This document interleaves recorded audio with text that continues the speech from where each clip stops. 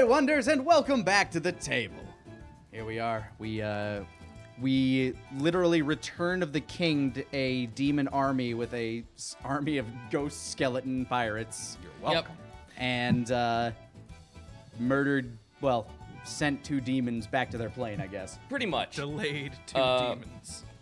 As of what happened, Inconvenienced them. well, they pretty much told you that they can never die, and Yeah. you just witnessed the reason why is because you can't technically kill a demon, you can only send them back. We violently inconvenienced them. Yes. Yep. For another 1,000 years. That's we how go. that works. Well, that's practically dead for a lot of you. For our purposes, it's dead. It's dead, yeah. Which is fun because that's actually a really cool way of how you can like go, oh, so wait, what's the difference of having this demon staff and why is it so important? Because the demon's still alive and kicking. The guy who made it's still out there looking for it. Yeah, he's looking for it. You're fucked. Put this away. So what happened is that you guys encountered 2 Gabrazu, which had told you that they had been spying on you for quite some time. They've been sending out little demons to also spy out on most of the South Seas as the incursion from the north is continuing. And they wanted to wait. For some reason, they didn't tell you why, but they were just like, oh, so we know you're on your way here. We want to take care of you guys now. So you have just finished sending them back to wherever it is they came from. You watch as the fire around you is still kind of like there, but it's like smoldering out because it goes away with them. Like, the vortex is maybe like just partly closed off because the fire is returning into it. So everything that was part of them is returning. And that also includes the Blargest, which are those weird little goblin-looking wolf creatures that all your ghost pals were fighting at the time. Yeah, Wake is still just standing there, panting, frothing at the mouth after the ferocious ripping and tearing. And that spell should snap now. Or do I feel like I just ate and then didn't eat? Because it all just exhaled out of your fucking mouth. Log into the portal. Wait, good to see you're back with us. Conjuring. What just happened? Well, I put you in contact with your more feral side and decided that would possibly be better for us in the combat scenario, and it looks like I was right. All right. As far as I can tell, you didn't do any permanent damage to, well, anyone we'd be worried about. So, Good. you know, Good. That's Double Grin's still there. still there. Good. Yep, Double Grin's still there. Morgan's still there, albeit he looks like he's dying again, multiple times. And that wasn't my fault, right? No, that was not your fault. The monsters we were fighting made sure that happened. But All right. I have a feeling everything seems to be somewhat back into some sort of peaceful phase. We just need to collect ourselves and perhaps get moving. I'm gonna hand Morgan my greater healing potion. I was worried after you disappeared. I'm glad you're okay. Thanks. I always had a plan from the beginning. It's 6d4 plus 6, I think, for the greater. Greater is 44. 44 plus 4. Look at that. I have 44 right here. Well, there you go. 44? So, pretty much you guys can't really move as of right now because you're still waiting for the fire to disappear. The ghosts kind of all just stand there looking around just like, what the like, their quarry has just, like, vanished into the ether.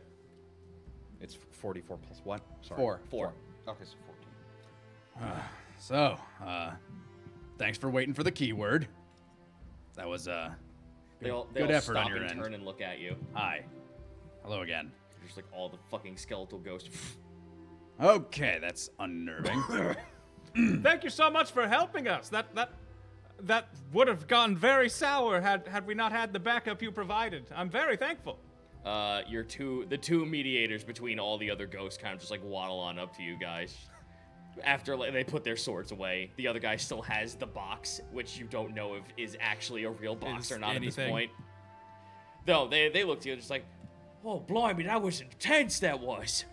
Yeah, that Never seen them the red folk just disappear into the ether like that. No, it was very intense, and frankly, I think we owe you our lives. And for that, I think we should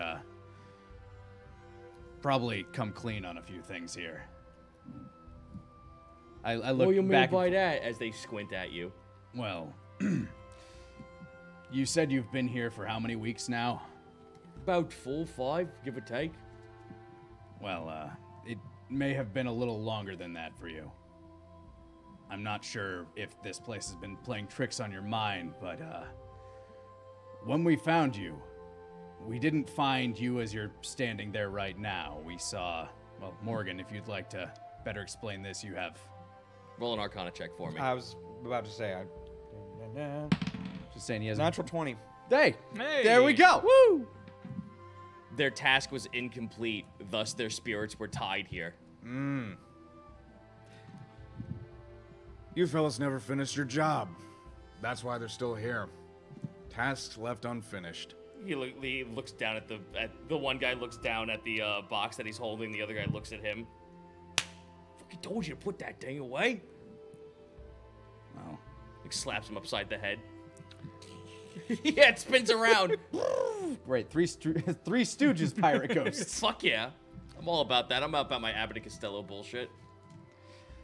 But the point remains, you guys have been here for a very long time. This person that we're looking for, we think it might be your captain's son. Persuasion.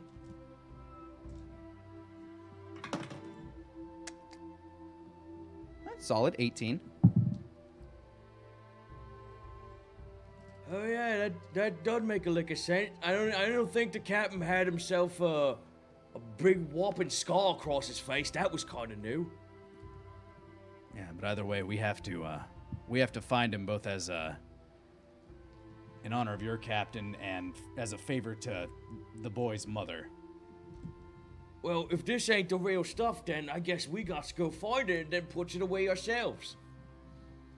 Perhaps our goals are one and the same. Who knows? All right then, point us in the direction and we'll get rid of whoever's there and we'll get our stuff back. All right, As probably. they all pull out their swords. Maybe we can handle this less violently. I mean, violence Be a certainly bit has more a place. diplomatic. Eh, that is nice. Wouldn't like to fight again if it were for us. It's always fun to fight, but if we could solve these issues without bloodshed, perhaps, you know, there may be rewards better for all of us. So wait a minute. If you're telling us that we's a ghosts, what's we look like? Everyone, all the same collectively, they all are looking at themselves. They can't tell they're skeletal. It's Well- kind of like I'm seeing your insides on the outside, is sort of what I see. The taller gentleman who doesn't have the box, like pulls out his pistol, looks at his friend, I don't know if... shoots him in the head. I would have aimed for the ribs. But hold on. I'm gonna walk up to one of the smart ones and like grab him by the arm. Do you mind? I'll give it back. What? One sec. I'm going to pull his arm from its socket. Just kind of like wave it around. Blimey, where's all the blood? It ain't going out. Yeah, that's because you're literally a skeleton that has a ghost wrapped around it. I've never seen it before. That's frankly pretty cool. I'm gonna medical to try to pop it back into its socket. With disadvantage, it's a ghost. It's a skeleton. All right, disadvantage. Rolled a 16 and a 17, which gets me to 19. 19? Yeah, you pop it back in. Tunk. Oh, but it feels good as new. His lower jaw falls off. I don't really know how those connect. Oh no, that was this. Oh, The other guy holds up the gun. I'm gonna hold up his jaw. You want it back? Yeah. Quiet, you. Oh, right. Yeah. Oh, let me try that. Puts it in his eye. Alright, Well, it's definitely a different interpretation. Marvelous. I've heard of eating with your eyes, but you're a honey one. Alright, well, I just better to do. I hate you all so much, by the way. I was gonna say, let me help. Medicine, I'm guessing. If you want. I get. For all of our sakes. That's a 14.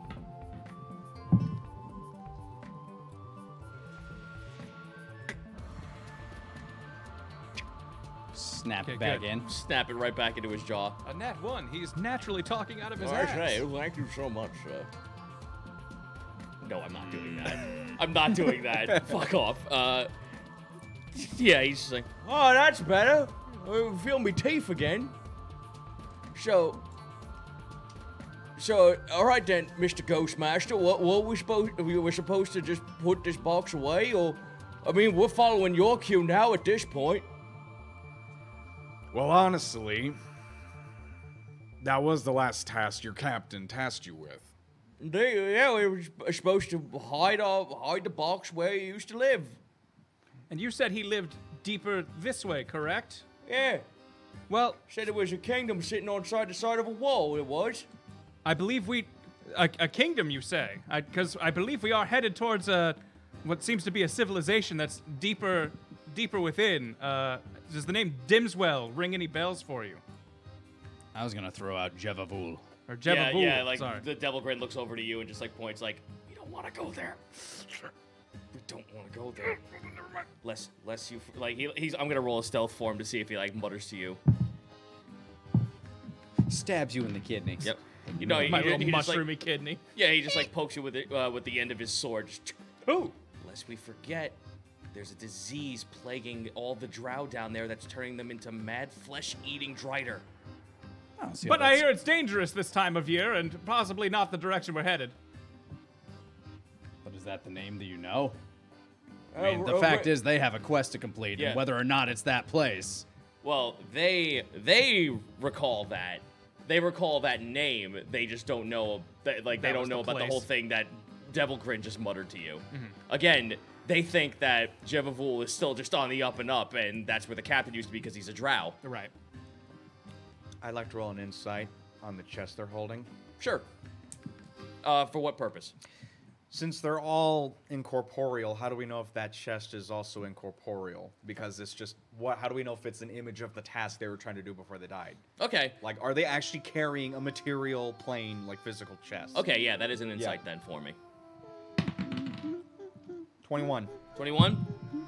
That is not the genuine article. That is just their memorization made physical. Gentlemen, I believe we have a problem. Oh, you're telling me? I got my mouth clean off, and now I can't feel one of me molars. Watch this. Do you trust me? Persuasion check. It's a weird parlor trick. Natural 20. Oh, damn. Wow. Getting some good rolls. You're the magic man, I suppose. I gently put my hand on the lid of the chest. and Everyone push else begin. No, hold on. Everyone around you just like pulls out a weapon, and then the two of them just go, Oh, you heard him. He's the one who's making sure that we stay in here and getting these jobs done. Put your damn swords away. A little bit of pressure to... Does my hand go through? it does. Oh, bloody hell, your hand clipped right through it. I don't think it's real.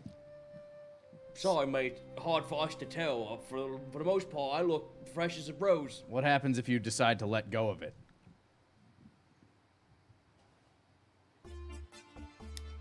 Drop. You watch as soon as he lets go of it, as it hits the floor, it fades away like it's mist. Yeah, so there's It's your on problem. the floor, it is. Well, They see a chest on the floor. I go stand where they think the chest is. Bloody hell, your knees are coming out of the wood, it is. Yeah, but I don't see a chest here. Oh, They're just like all fucking lost at this point. Correct me if I'm wrong. One of them had a portable hole, and they threw something in that portable hole. Yes. So, that portable hole you're carrying, is it possible that that's not real too? well, I mean, You could give it a show if you want. He opens up the portable hole and he like lets you put your hand inside. I'll go ahead. Your hand becomes cold as it goes inside there. This is very cold. It's real. It feels like a portable hole. Yeah, this one's definitely real. Huh. Chilly. Your hand is iced over. It's very cold. This lead to some sort of ice realm. The chilly grip of death. Arcana check. I was about to say, I should probably do that. So we modify 20. If it's been this long, the portable hole has not been used in so long that the entire void that everything's supposed to be hidden in has not been used in so long that it's nothingness. It's entropy. You just stuck your hand in complete entropy at that point. Take that, science. Yeah, I was gonna say. It's magic. What the fuck is science at this point? That's the I have Dungeons and touched entropy itself. Dungeons and Dragons. I've come in contact with a concept. The whole planet's a fucking concept. I told everyone this at the start. All right, yep, that portable hole is definitely real, but it hasn't been used in a very long time, so I'm not sure what's going on inside. I'm not a magical scientist. A magicist. Sorcerer? I don't know. Wizard. Arcanist. Devil Grid kind of just like looks Sage. over at the portable hole. Hold it open, will you? I gesturing to it as they're holding it open. He takes his sword, unsheaths it, puts the blade in, drops it in, gives it like 5 seconds, pulls it back out. It is blanketed it over with ice, but there is also something sticking on top of it. It's like a little saber sickle.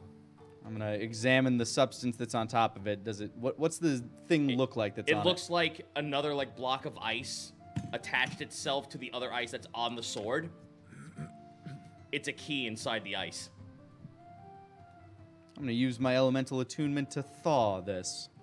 All right. Roll me with an Arcana check. That was a sick I was jump. gonna say that was a Hell jumpy yeah. dice. The heron. Arcana check, you say? Yes, please. That is a 15. Yeah, it was a soft thing to do. Tink. Yep, you place your hand in front of the ice and you thaw it out, and a half-rusted key falls into your hand. I rub off some of the rust and look at it. So this key, I assume, goes to the chest that we're looking for. Oh, yeah, Dad, it does. All right, probably best not to keep it in there. I'm not sure how. Well, I mean, there were other stuff we had in there was just stuff to keep us hidden. I don't know how, with all the ice on it, I don't know how well it's been conditioned afterwards. At the very least, it's probably very well preserved. Just frozen. One of the ghosts puts their hand inside of it. It's gonna come out with a snowman hand. Yeah, his hand is just iced over. Oh, boy, hell, I can't even feel that. I couldn't grab it. I know it's there, I just couldn't get it. What are you looking for? Maybe I can help. Well, if you got the fleshy hands for it, I got- do. we got just a scroll for mass invisibility. All right, reaching in That for a sounds handy. scroll. Huh. Cold, cold, cold, Constitution save. cold, very cold, very cold. Con save 16. Oh, 17, sorry. 17? Amulet of protection. You're feeling your flesh crack as you dig deep inside this thing. Ow. Ow. Like, there are, like, Ow. it's cold, and then all of a sudden your body, like, feels like it's icing over cold. Like, it's now touching the inside of your arm, like it's hitting the bone, and now going up your shoulder that's exposed outside. Snowpiercer. Let me go ahead. Okay. Roll me a sleight of hand check with that. Should be with disadvantage as my arm is frozen? No, or- no, no. Okay, you cool. You're feeling the pain, but you didn't take damage at this point. Excellent. Good to know. That's an 18. 18?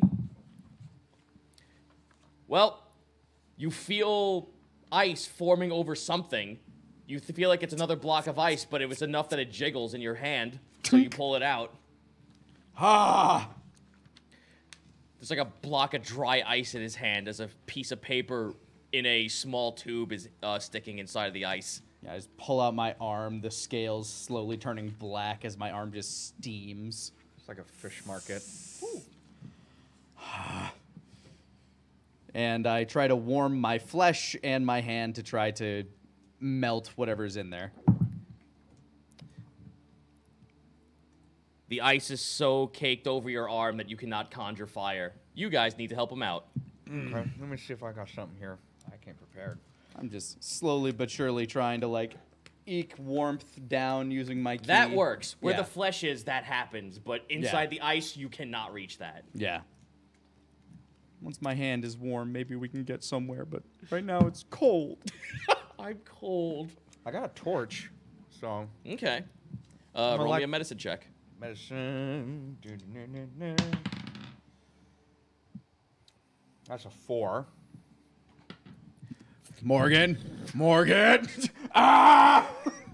Don't pressure me.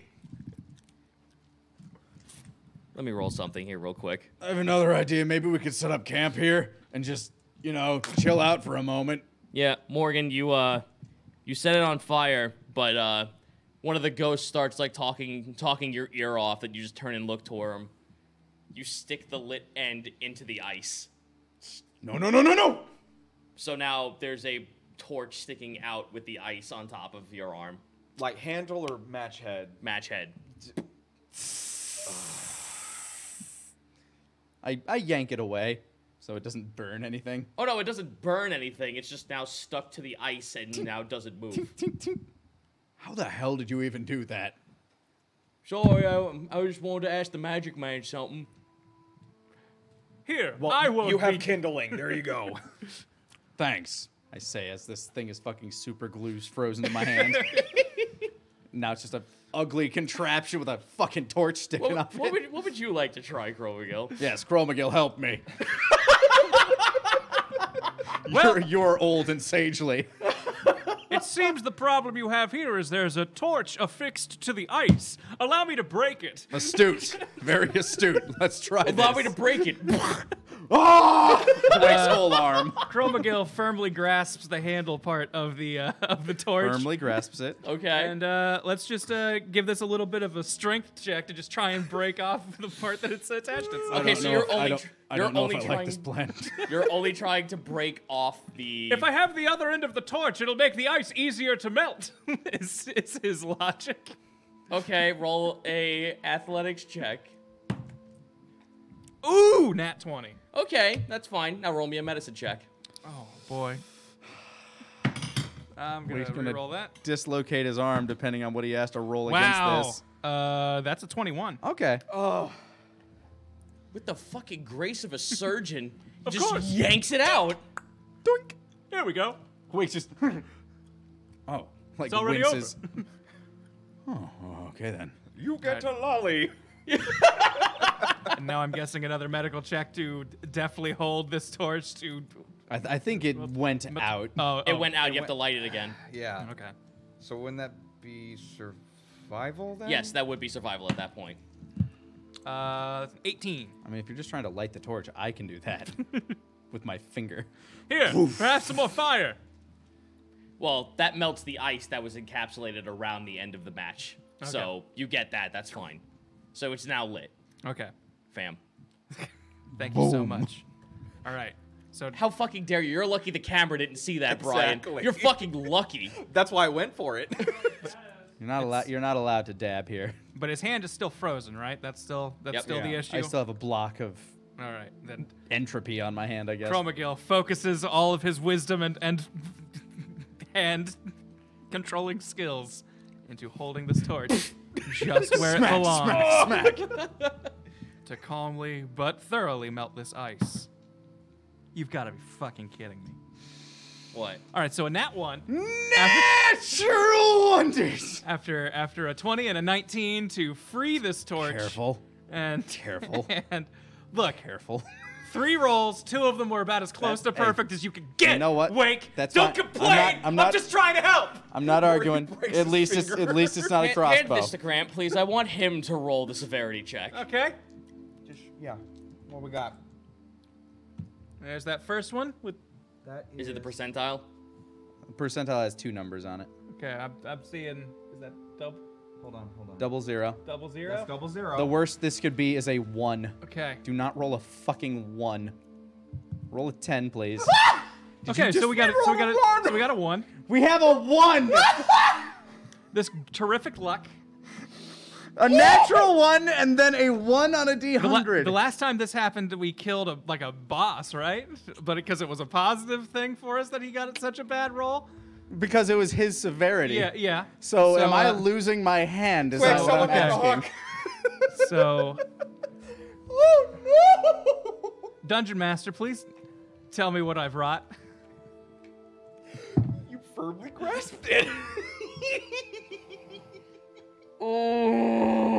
Remember I said this was going to be a quick and easy this- episode, and I told you I'd find a way? If this is how I lose a fucking limb, I'm going to be accepting of it. But man, is that going to be the worst story to say. How'd you lose that arm? Oh, a mushroom burned my hand off while trying to free a scroll. Okay, so you prep yourself for Chromagill to. All right, after he deftly doinked it Yeah. off there, I'm like, okay, fine. Yeah, the he knows what confidence he's is doing. there. He knows Yeah, what he's doing. Yeah, you, I hold my you hand let your out guard down calmly. like a fool. So you just sit there. All right, here we go. I'm pretty sure I've seen Micha do something like this. Ugh. He slaps your entire frozen section of your arm completely off. You don't feel the pain. It fucking was Snowpiercer! You just hear a clank and then a thud. You look down on the floor. Your arm is on the So floor. what's that? Ah! You feel no pain. It's still a little bit of a frozen nub at the end there. There, you've let go of the scroll, just like you wanted. Morgan, I don't like this! Where the hell have you been? Hiding! Devil Grin just sits there, whistles and walks away. Wake bends down and picks up his hand. Constitution Oddly save. enough, not the first time I've lost this arm. Oh, really? Constitution save. You picked it up with your bare flesh. Hey, look, man, I just Natural 20. There we go. fine. We're making up for it. Yeah, yeah, yeah. I can carry my own arm. without hurting yourself. Yeah. I just hold it. You know, a Wendigo ate this arm once. Oh, that sounds scary. Yeah.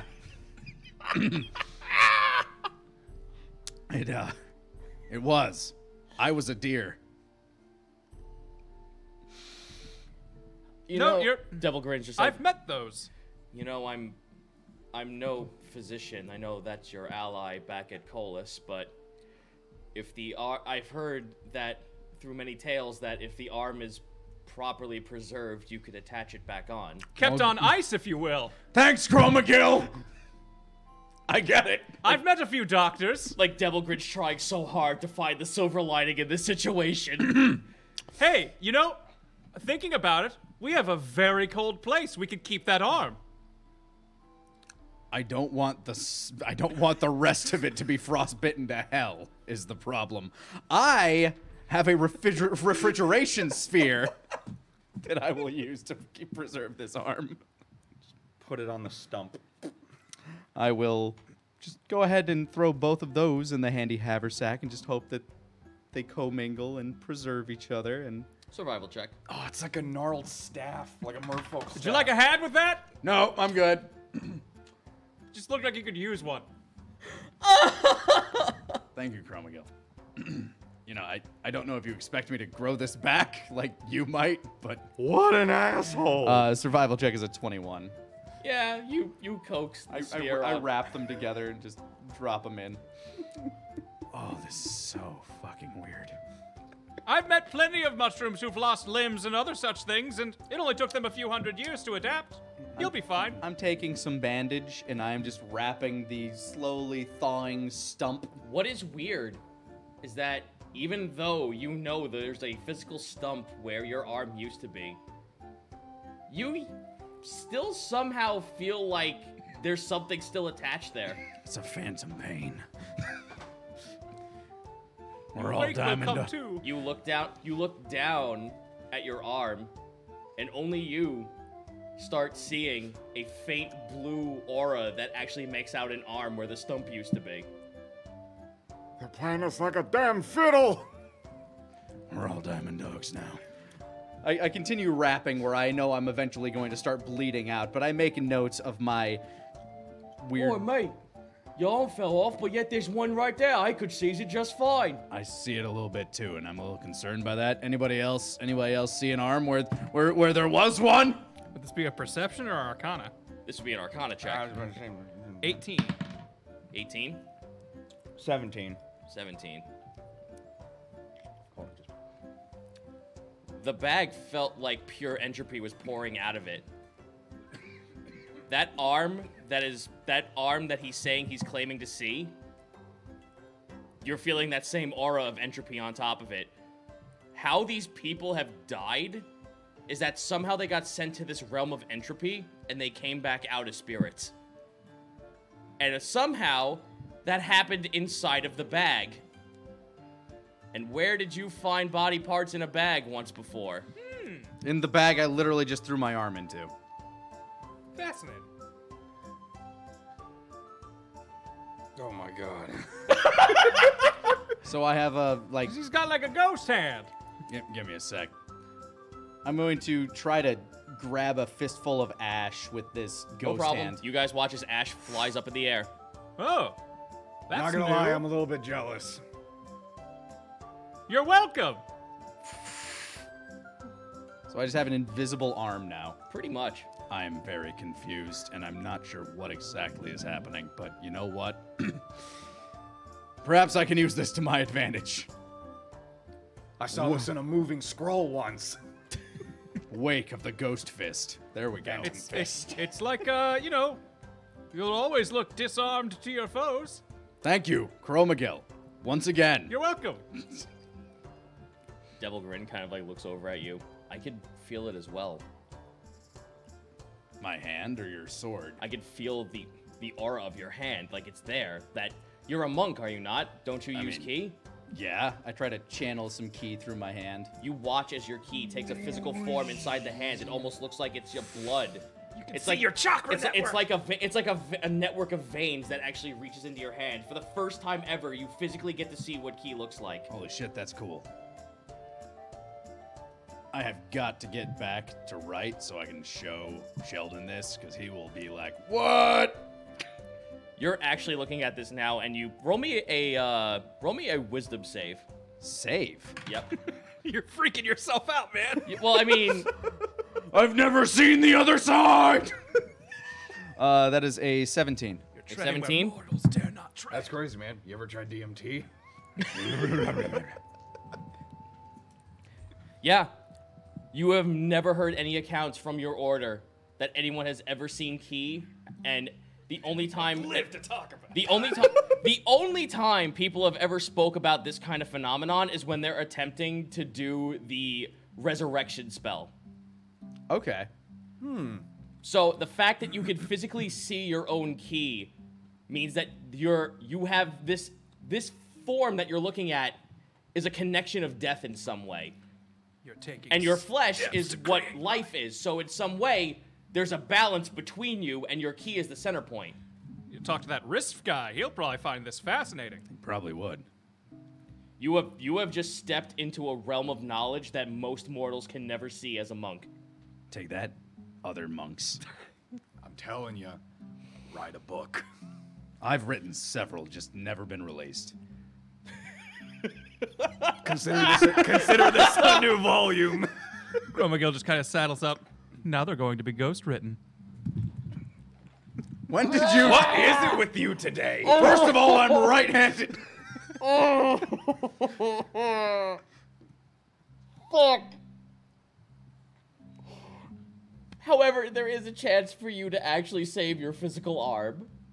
Just for now, you have it frozen. All right. This will not last forever, but getting to meet you might be your best bet at this point. Okay, so I have to choose whether I want to keep the phantom arm or get my real arm back. Yes. Okay, we're going to have to figure that out. You know what? Maybe Dimswell has some information on this. They have a grand library. It's true. Yep. Okay, so after all this is said and done, they all look to you now like, well, unfortunately, that means that the scroll's in there with your hand, mate. Well, We ain't getting that out for quite some time. so you guys aren't going to be able to do that thing with your sigils and turn invisible again, are you?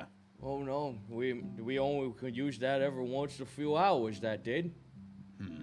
They're basically telling you it's a once-a-day pop. Gotcha. Well, if that's the case...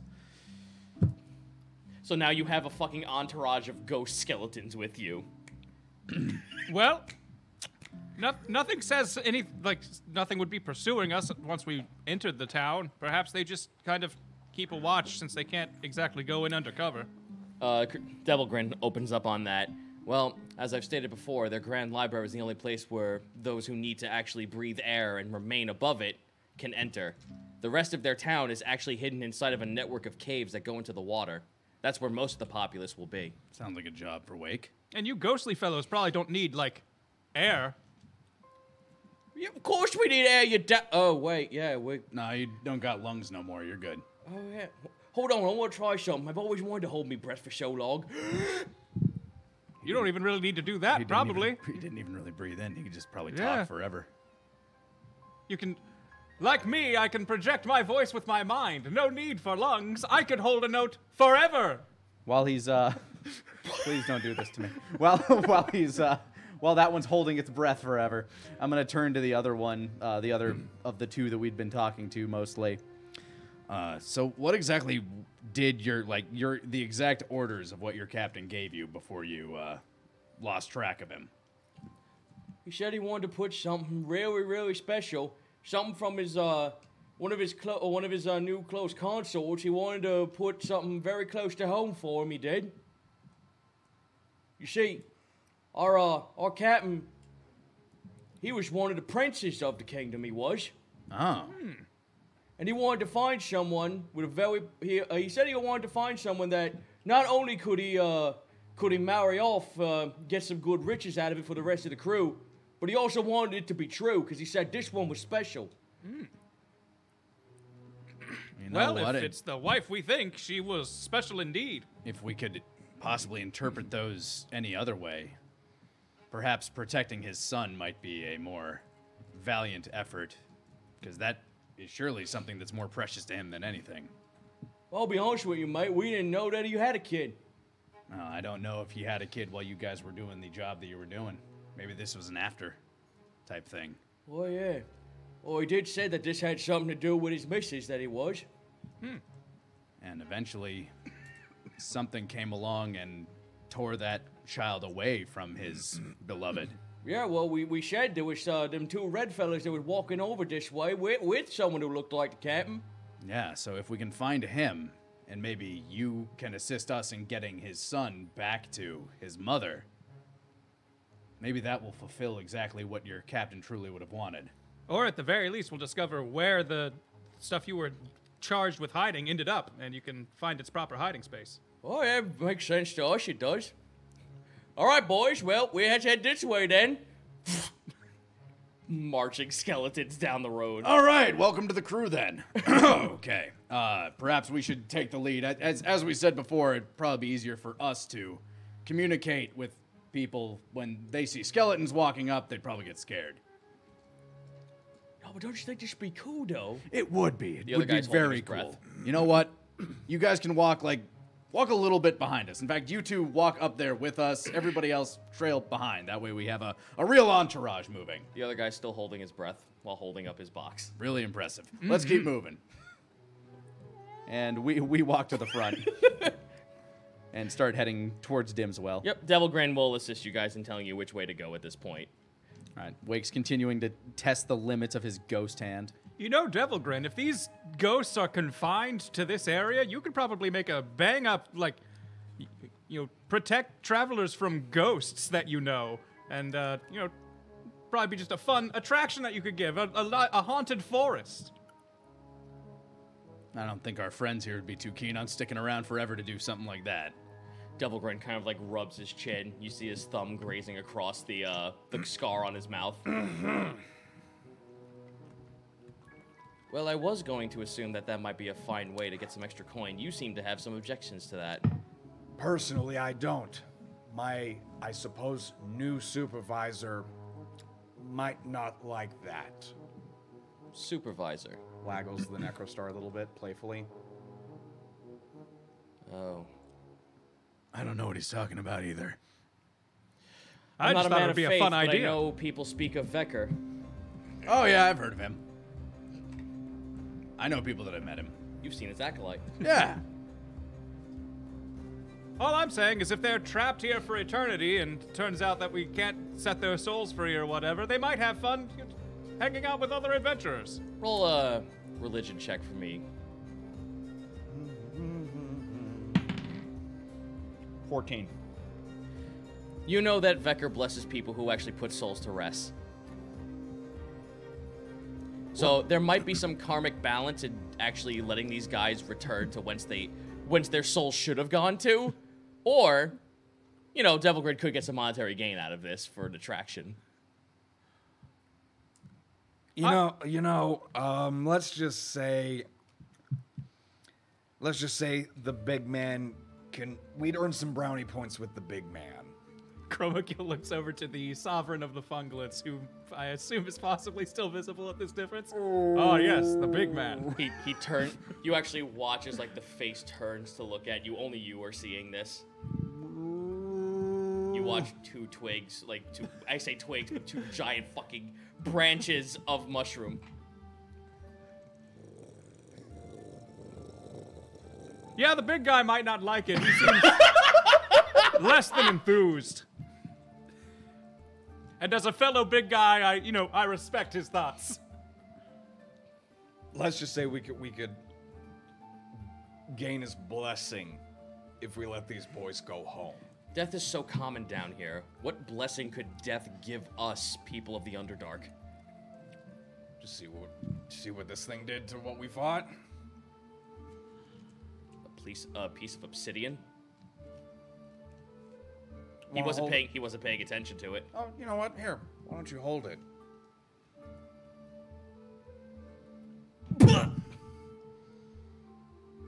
What happens to him when he grabs it? His entire arm just goes limp and hits the floor. Clong.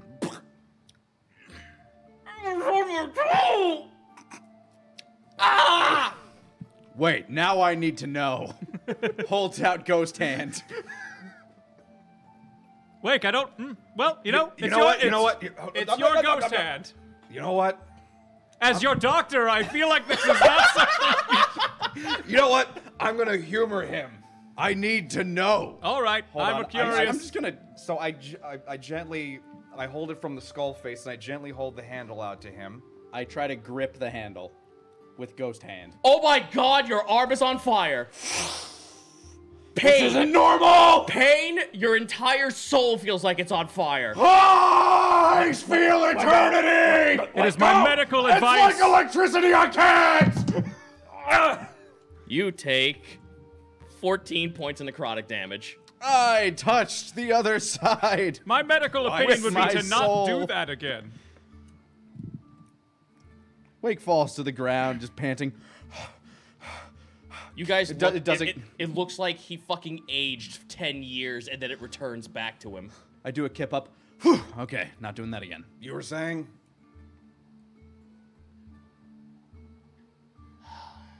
That's what I thought. Gods of Death can do some cool shit. That's all well and good, but I also like to eat at some point in my life. Well, being a bodyguard doesn't pay as much as you think it does. Well, all I'm saying is we have a silver lining in case we can't set these souls free. I'm not encouraging you to trap them for yourself. He doesn't, Devil Grin just kind of rolls his eyes. I'm not a very religious man. I'm normally about just finding food where I find it. I toss him a Underdark potato Takes as I a bite munch out of on his one. own arm. I mean, He takes a bite out of it as well. it's just shark meat. God, I'm gonna burn my last spell slot to pop healing word on. I'm fine. I'm fine. You sure? I'm sure. Okay. I will. Okay, I'll tell you this: do not fester because you will Like my arm. Yeah, you will be fine going forward. So with that, you guys start to. I want everyone to roll me a perception check, except for Chromagil, because this is a sense of smell thing. Okay. Natural 20. I got 13. Oh, I can smell the blood. Wait, there's more to it. Good blood. You smell salt water. Salty blood. Salt water. Brine. Ocean. The blood of the earth! You're actually starting to see that, there's a little peak of what looks like light that's not coming from the mushrooms anymore. This isn't bioluminescence. This looks like there's ripples in water kind of real luminescence. Illuminating off the side of a wall. As you get closer to it, the waves on the wall start to become way more visible. You start hearing, actual water, little bits of waves hitting on land. The entire area around you, the ground around you, is starting to like become a little bit more of a visible blue. You start to see sand actually start to appear where you're walking. That's a feeling I haven't had in a while. We were walking on ash for a good chunk. And with that, you now step outside of the mushroom forest, and before you is a giant lagoon filled with really, like, it almost looks like diamond coral sticking up out from the water. Diamond coral, ooh. Wow. It's coral, but you can look, when you look at this, roll me a natural nature check, actually. Roll me a natural Roll a check. nat 20, otherwise you're failing. Yeah. Close. That was a 19 on the die. Nature check would be a 18. Yeah, I'm this dumb. is coral, but because it's been in the Underdark and been in a cavern, the erosion from all the stuff that's coming off from the top of the, from all the salt water, the salt is dripping on top of the coral and making, like, a bit of, like, crystalline form around the coral itself. So, what tiny little bit of, like, coral flesh there is covered in, like, a diamond formation of rock. Wow. From this, the pool, it's shallow enough as of right now. Like, you probably have, like, a good 30 feet of shallow water before you actually start reaching deep water. Off to the side, there is a gaping hole that is also made out of this crystal. The water dives deep. It's crystal clear. You can see inside of it. You could actually see, like, a giant crater inside the water go down, and it just keeps going and going and going until it goes completely dark. And is there more bioluminescence in here, or? No, this is purely light coming from inside the cavern. Okay. So the light is coming from this lagoon. Interesting. Are there any fish in this water? Yes, there are blind cave fish. There's a couple of, what are those? Snowflake eels. A lot of snowflake eels around here. Though they look like they have blindness on them as well. And there are a couple of goblin sharks swimming by, but nothing, like, huge. They're, like, probably about the size of your arm. All right. I turn to the rest of the crew. I feel like we're getting close to Dimswell, so if a majority of the crew here wouldn't mind making camp, I think it would be easier for a smaller number of us to move ahead to try to negotiate a passage. Well, why make camp when we can just head over there? This is where the land dwellers are actually able to walk on. For you, since you're part of the ocean, you Yeah. can probably enter the epicenter of the entire city. Yeah, that wouldn't really necessarily be a problem for me. What I'm saying is it's salt water, but there's a source of water and food right here, so camp is actually a pretty good position for any sort of Though this is advancement camp. This is rather strange, though. Normally there would be dozens, if not hundreds of Malu just sitting around. They would welcome guests. This is strange. No one's here. All the more reason that I think we keep a good chunk of our forces back here. Very well. This does feel strange. I suppose we will set up camp and then move inside. What are you going to do? Well, I was gonna get us a little bit of food first and foremost while we took a tiny rest, since we haven't rested since that demon incursion, and maybe scout ahead in the waterways a little. Very well. The two pirates look left and the two pirate skeletons that are with you look left and right. Oh, this does look familiar, it does. We ain't never seen them crystals there like that before. They were further inland. I mean, this whole wall is new. Interesting. This is where we parked the ship we did. Well, it's definitely not here now, unless Wake's gonna dive into the lagoon and go as deep as he can to try to find any ship wreckage. Okay, so are you guys going to take a short or long rest at this point? I'm going to take a long rest. Same. I've expended like all of my right. magical I'm- stuff. We're all tapped out. All right, so you guys get the 8 hours on that. You just went inside. We'll get to you in a second. Well, yeah, but I can't imagine I'm gonna be down there for 8 whole hours. No, that's fair. You don't know what you're finding down there, That's Wake. true. That's true. Maybe I entered a time portal. You're gonna come up yesterday, and we're all gonna be confused. Even I find that schmaltzy. Me, the DM. Where is everybody? Walking up. All right, so here we. Oh no. Now there are 2 ways. One with an arm and one without. I'm the real. How did that one not lose his arm? Unless. Oh I woke up in a different timeline. All right, so you head down. Every living creature that you swim across gets away from you because, you know, bigger predator and whatnot. They're not... I'm also not actively hunting. Right, but, you know, animals are going to fucking swim away from bigger threats. Yes. The crystal is no longer visible on any of the coral down here. The coral is very thin, and it looks like if you got close enough to it or tried to get inside of it, it would be very spiny. There are extra other things around here. Like, there are maybe, like, little schools of squid kind of, like, swimming around. This is going very deep. You take about, like, 15 minutes until you actually reach the bottom of the cavern, and yet it's still light. This is bizarre. The cavern has a small lip that you could swim under. It almost, like, it doesn't make sense for this time period, but it almost feels like a grease trap sort of thing. Right. Where it kind of, like, arches upwards if you go underneath the archway. I'm gonna check that. Just All right. kind of go under the curve there, because I'm still looking for any sight or like any hint of their, you know, several century old pirate ship. Roll a perception check.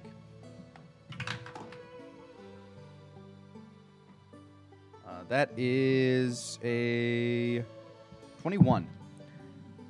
Okay. Out of the corner of your eye, you thought you saw another piece of coral, but the coral doesn't look the same kind of, like, weird brown color as this thing you're looking at. It looks like scrap metal. As you get closer to it, it's a cannonball. But as you get close to it, a bunch of snowflake eels kind of, like, are sitting wrapped around it and looking at you with their mouths agape, like, "Oh, it's my home." I mean, they're technically food.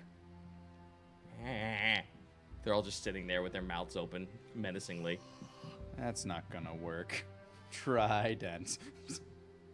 Now I have cannonball and food. I'm gonna attempt to hunt these eels. Survival. Jesus, nat 20. Yeah, you just cleave like 2 or 3 of them, head off. Spaghetti style. Just twirl the tridents. Yep. And the others run away or swim away, hiding off into the coral, and now you have the cannonball in your sight. All right.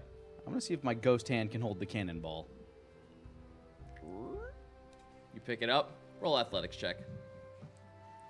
Oh, my spirit needs to be so strong. Athletics is a 16. For anyone else, it would just seem like the current is pushing the cannonball up. You are picking it up. It's heavier than it should be, but all right. It starts to crumble in your hand. Ooh, it's very Age old. has not been kind to this thing sitting in the water. All right. I'm gonna swim back to the surface, hopefully keeping as much of this cannonball intact as possible. Yeah, you kind of just like huddle it under next to your chest. Shh, it's okay, baby. You guys watch as Wake returns as you're setting up camp. Ah, I got dinner. Oh. Or breakfast or whatever it is. And I hop out of the water. Also, I think I found a remnant of your old ship, and I set the cannonball down. There's really not much down there, and I can't even prove if that's from your ship, but it's very old. They're gonna attempt. They're not. This is a very high probability for them. It's not like you brand your cannonballs. Yeah, they're not certain, unfortunately. With a fucking 7 on their investigation check, all they can tell is that it's a cannonball. It's a clue, but not a big enough clue for them to figure out that their ship is still here. Yeah, that water in there, it goes deep. And there's a lot of stuff there. I kind of take out a couple of sticks, and I'm assuming somebody built a fire. Yeah.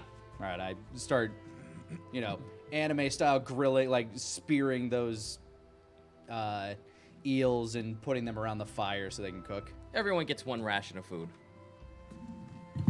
Except for the ghosts who try to eat it and it just passes right through them. Man, it's like that. They chew it for you, though, so it's not like it's actually doing anything bad to the food, so... Pretty much. It's like that scene in Casper where all the uncles are eating the food and it's just falling on the floor underneath. It's going them. right through them. Yeah. Dramatic, Casper. We have company. Yeah, we have company. Floors used to be clean enough you could eat off. Okay, so everyone get some rest.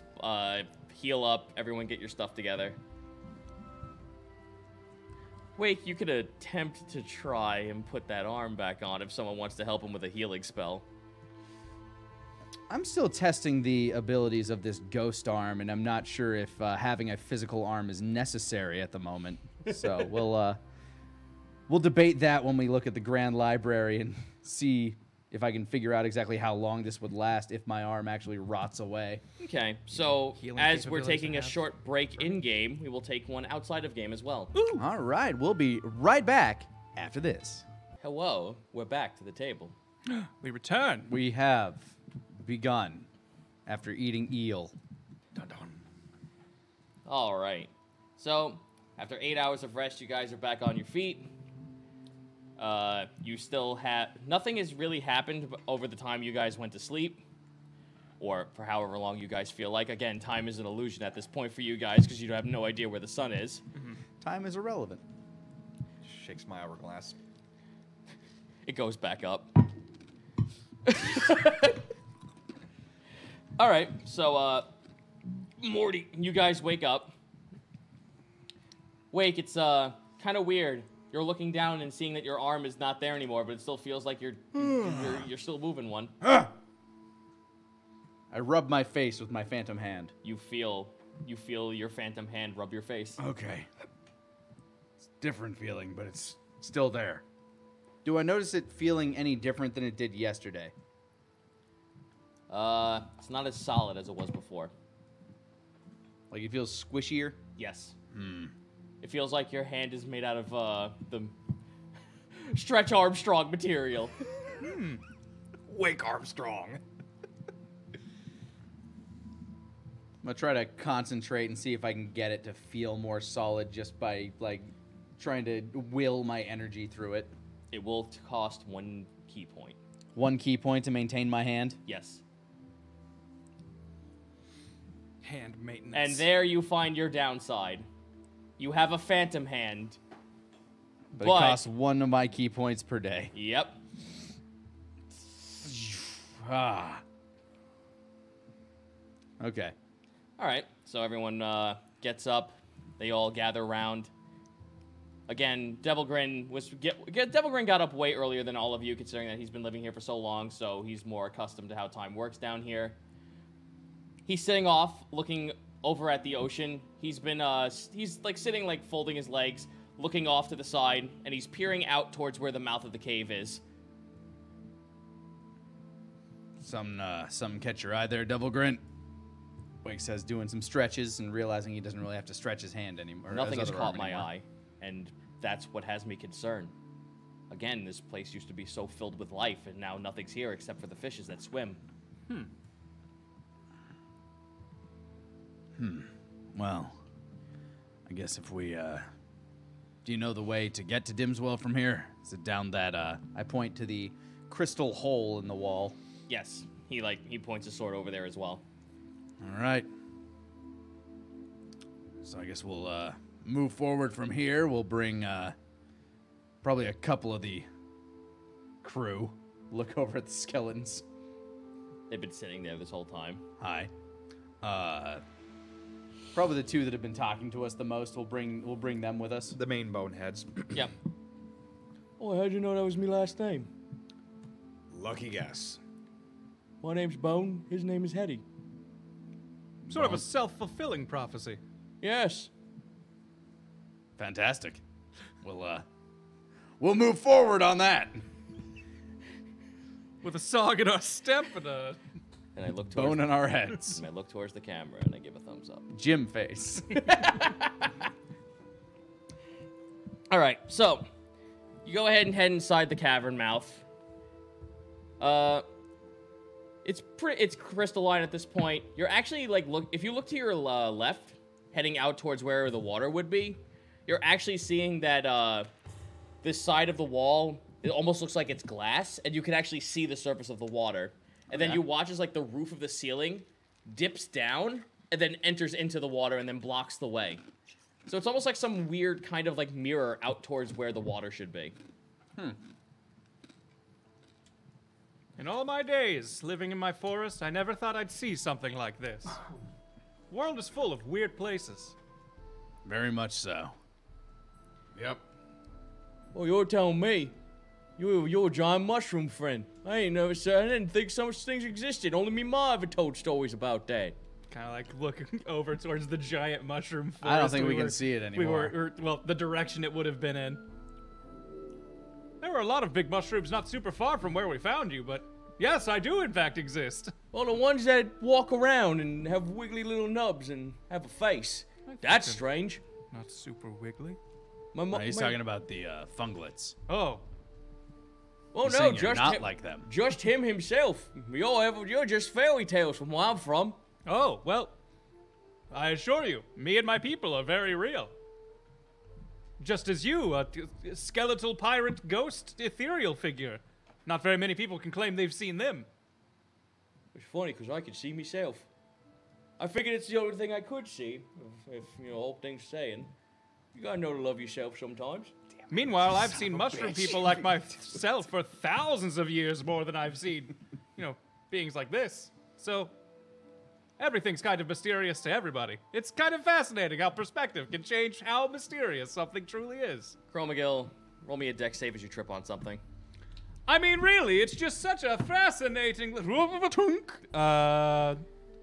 Sorry, what'd you say? Dex save. That is 13. Really, it's just fascinating how... Really, how fascinating it's just... As you just, like, step back up again. I just imagine his sentence didn't break as he's doing this just because it's all mental. Yep. It's really fascinating how everything can just get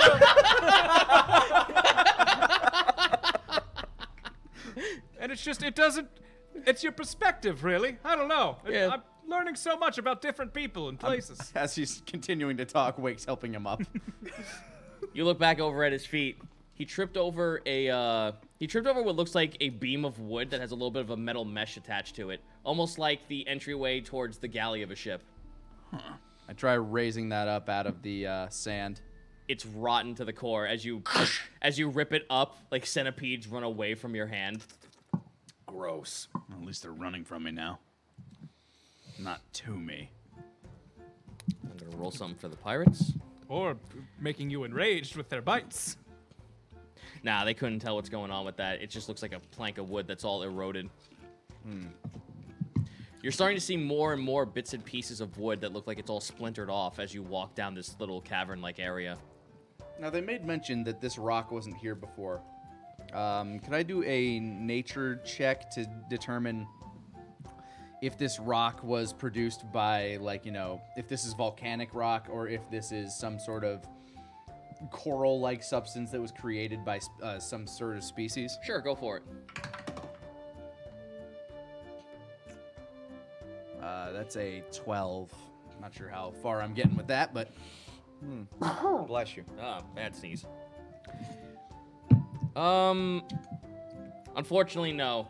With, the only thing you're seeing is that it just looks like it's part of the ceiling and it just dips into the water.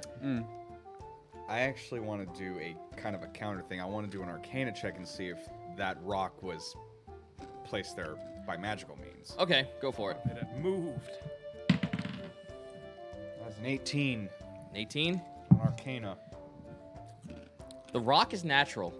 The rock has no magical inclination on it whatsoever. However, you do feel a pit of magic way ahead of you. Like there is a fucking wellspring of arcane energy just ahead of you. Ooh, boy. Something magical's happening up ahead.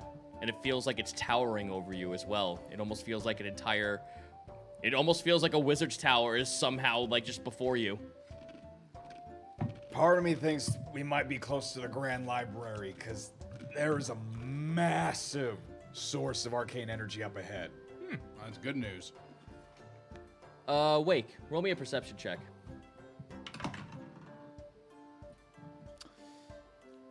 Oh my god, I have no hand! Natural 1.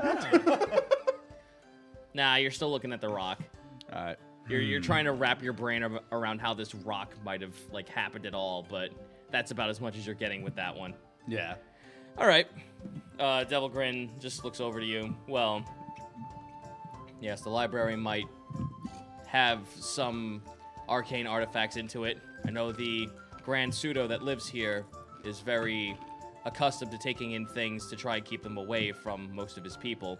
Not for any malicious means, but maybe to keep his entire civilization innocent, I suppose. That's fair, but what I'm feeling is massive. Unless there's a lot of mystical artifacts in that library. I have not been here in quite some time. I think the only time I've ever been here was about 7 years ago. So a lot of things might have changed over time. And you said there used to be Malu all over this place welcoming outsiders. Indeed. And you've not seen any while you were in the water.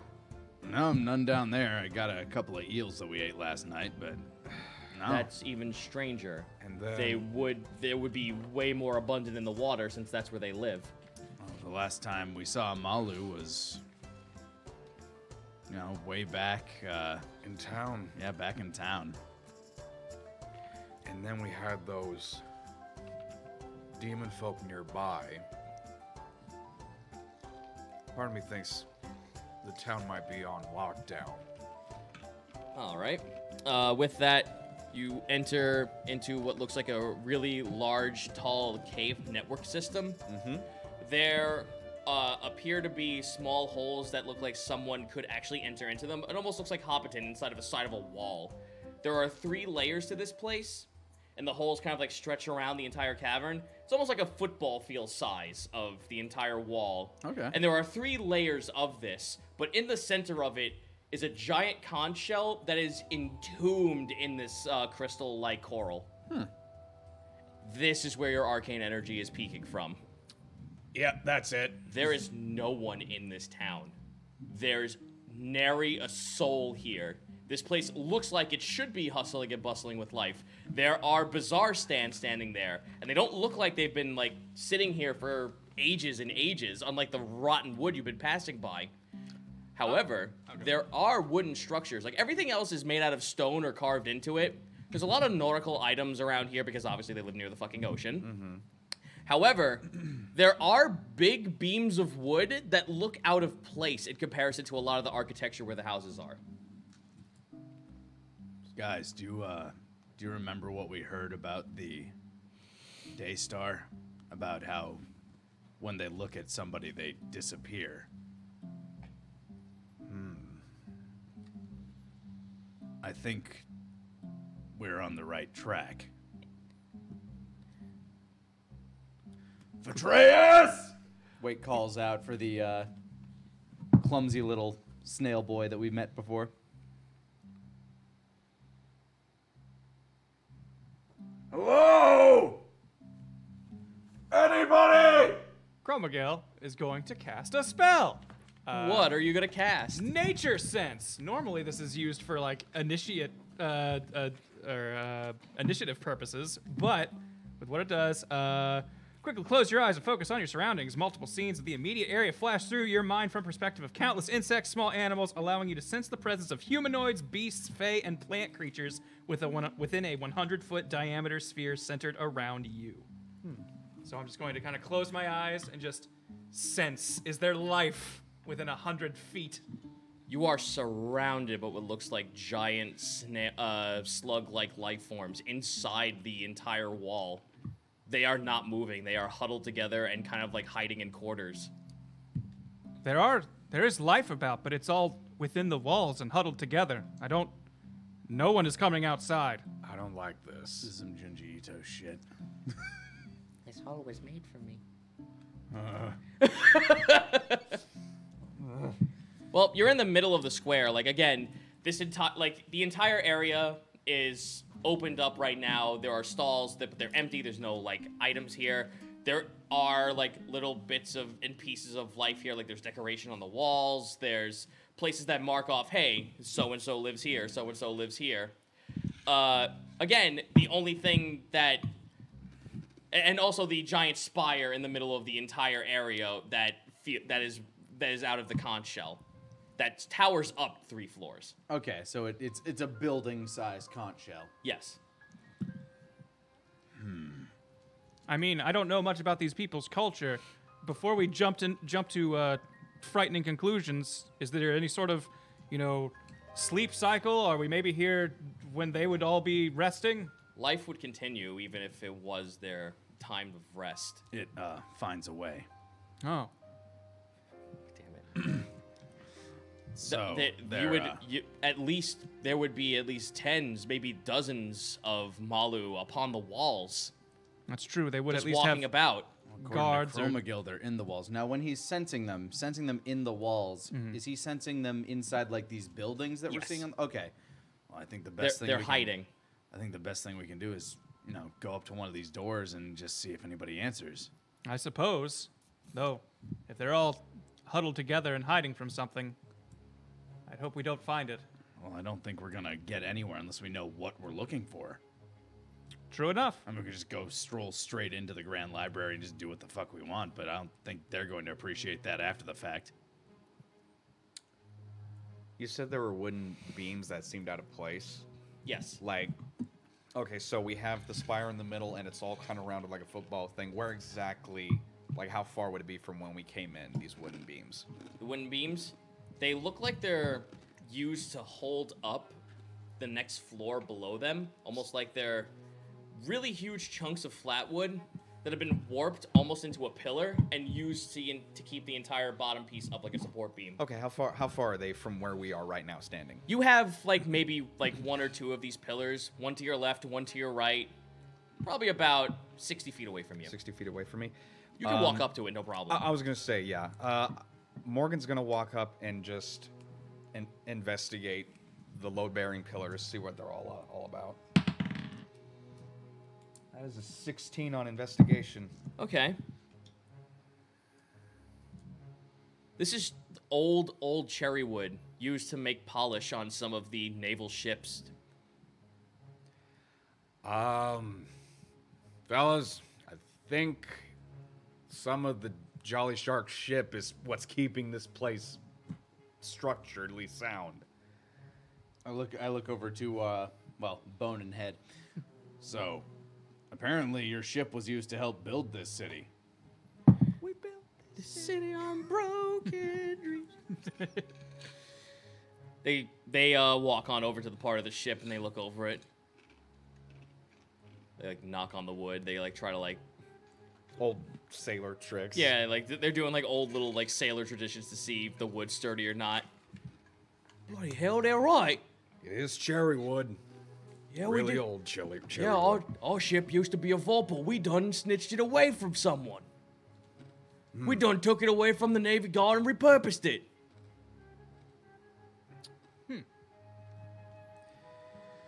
Well, that So, just goes yeah. to show how long you guys have been gone. Wake's working his way over to probably the nearest door. He's just gonna give it a knock. Yeah, there's 2 or 3 stalls sitting in front of the door, and there are no lights. There's nothing inside. If you peer inside, it's just complete darkness. There's a little window and then a door, and the door almost looks like it's a sliding bit of rock with a little bit of wood that is in the center of it. Just kind of send a cloud of spores around us. A mushroom cloud, if you will. Hello, if anyone can hear us, I assure you, we mean you no harm. I can sense the presence of life forms here, but it seems like you're hiding. Please, understand, we're not here to harm you, but if there's danger afoot, we'd be happy to help. Your spores reach no one. Okay. They have locked themselves deep inside these houses. Okay. So you're in front of the door. Yeah, Wake knocks on the door and basically yells inside, Hello! Is there anybody in there? we were invited here by a young Malu by the name of Phaetreus. Apparently, You hear a child voice. You mean the Seeker? Quiet! yes, the Seeker Phaetreus. Apparently, I guess we just got here and something seems very wrong. We'd like to help if possible. Persuasion. With disadvantage.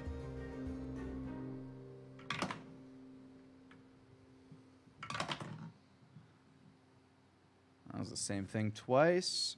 12. 12. You hear shuffling inside the house. It seems like someone was kind of grabbing something else and then pulling it away from the door. Wake continues in Aquan. We mean you no harm. Okay, persuasion general. Nat 20 on that one. Ooh. All right. You hear an Aquan behind the door. There are people muttering something about how the red ones know how to speak Aquan. I reply back, just inferring that I can hear them, first of all.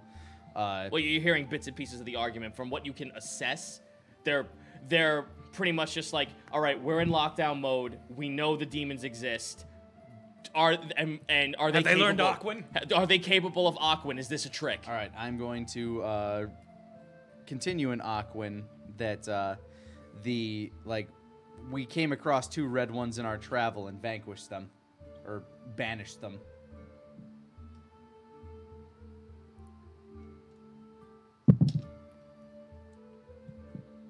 You hear the door jiggle a little bit. It kind of slightly tilts to the side, and you see a tiny, what looks like blue pseudo fin kind of lurches out from around, and you see a tiny little, a little roundish bulbous nose kind of peeks out.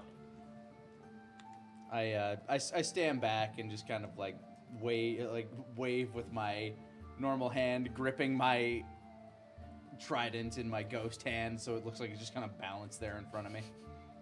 Hi. I'm Wake. I'm here with my crew. We're looking for somebody, and we think they might have passed through here. And I'm guessing you are having your own fair share of troubles right now. Daddy, they don't look like the red people. I'm quite the opposite. He's kind of blue. It's just weird. He looks like the red people standing. I mean, if I'm in water, I look different. The door slightly opens up and you see a tiny little, sea-slugged version Malu kind of just, waddle herself out. Hi. What's your name? Bibbles? Hi, Bibbles. I'm Wake. I kind of get down, kind of do that condescending grown-up crouch down next to them. little one. Let's rap talk for a second. I pull a buddy. chair out, whip it around. Let's rap, champ. No. You can trust me. So, Bibbles, what happened here? Why is everybody hiding? Was it the red ones? Grand Pseudo said that the red ones were going to be around, and they said that we should all hide until someone else showed up. So, well, I mean, we're someone else. You watch as a flintlock kind of peeks around from the door as a larger Malu kind of holds it out at you very shakingly. He's fucking nervous as shit. Grobagill. I don't stop him if it makes him instinctively feel has hands. safer. Yeah. If it makes you feel safer to hold that on me, that's fine. You can do that as much as you'd like. Wouldn't do me any good, would it? Probably not. Your skin's probably as hard as hide. No, that's not what would happen. He's actually just very fast. Yeah, I'm pretty quick. They turn and look at the father turns to see that there's a funglet, or he thinks it's a funglet. What is one of the forest doing here? Have you coerced him into joining your side? Yes, but my side isn't a bad side. You're a merfolk, aren't you? Yeah. Prove to me in some way that you are what you say you are. I look around the town. Where's the deepest belly of water they have? Is it just kind of around that conch? Yeah, there's a moat of water around the conch. All right. I walk over that way, dive in the water, swim, and then do just a big old dolphin flip as my legs have turned into a fin, and then dive back in, jump back out, my legs reform. Gesture back Performance. to him. He does that all the time. I haven't been able to in forever. I don't have a lot of flourish to it, but my performance was a modified 10. Well, 10. It's -1. It was an 11. His stammering kind of comes to an ease, but he still has his flintlock out, but he opens the door and reveals himself completely.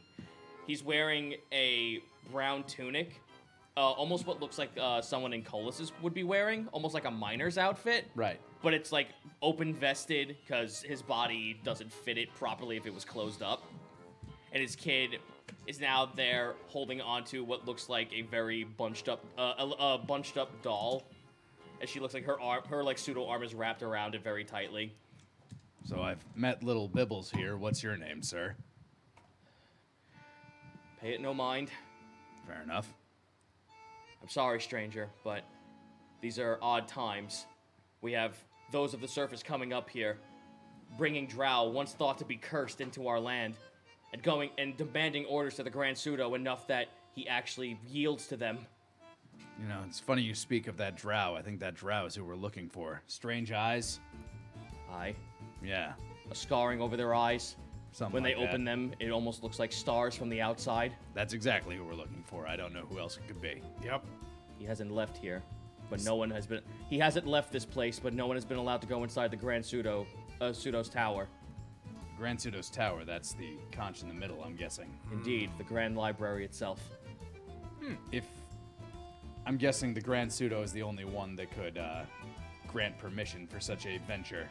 Or the Seeker. Well, Oh. just so happens we met the Seeker as he found his way back here yet. Do you have proof of knowing him? His name is Fatreus, and I found his bag. I hold forth the handy haversack of Fatreus. Persuasion with advantage. He dropped this, and I was looking to return it to him. Really? I feel like mostly because of him we know where this place was. Nice. That's an 18. You have a Darkrai with you as well. You could have found this place that way. He looks like a devil. Yeah, I get that a lot. As Devil Grin kind of just like rubs his hand over his face. Yeah, that comes and goes. I Don't- suppose. But It's true, we did hire him as a guide to help us get here. We probably wouldn't have found this place on our own. We only knew that it existed. He lowers his gun. Thank you.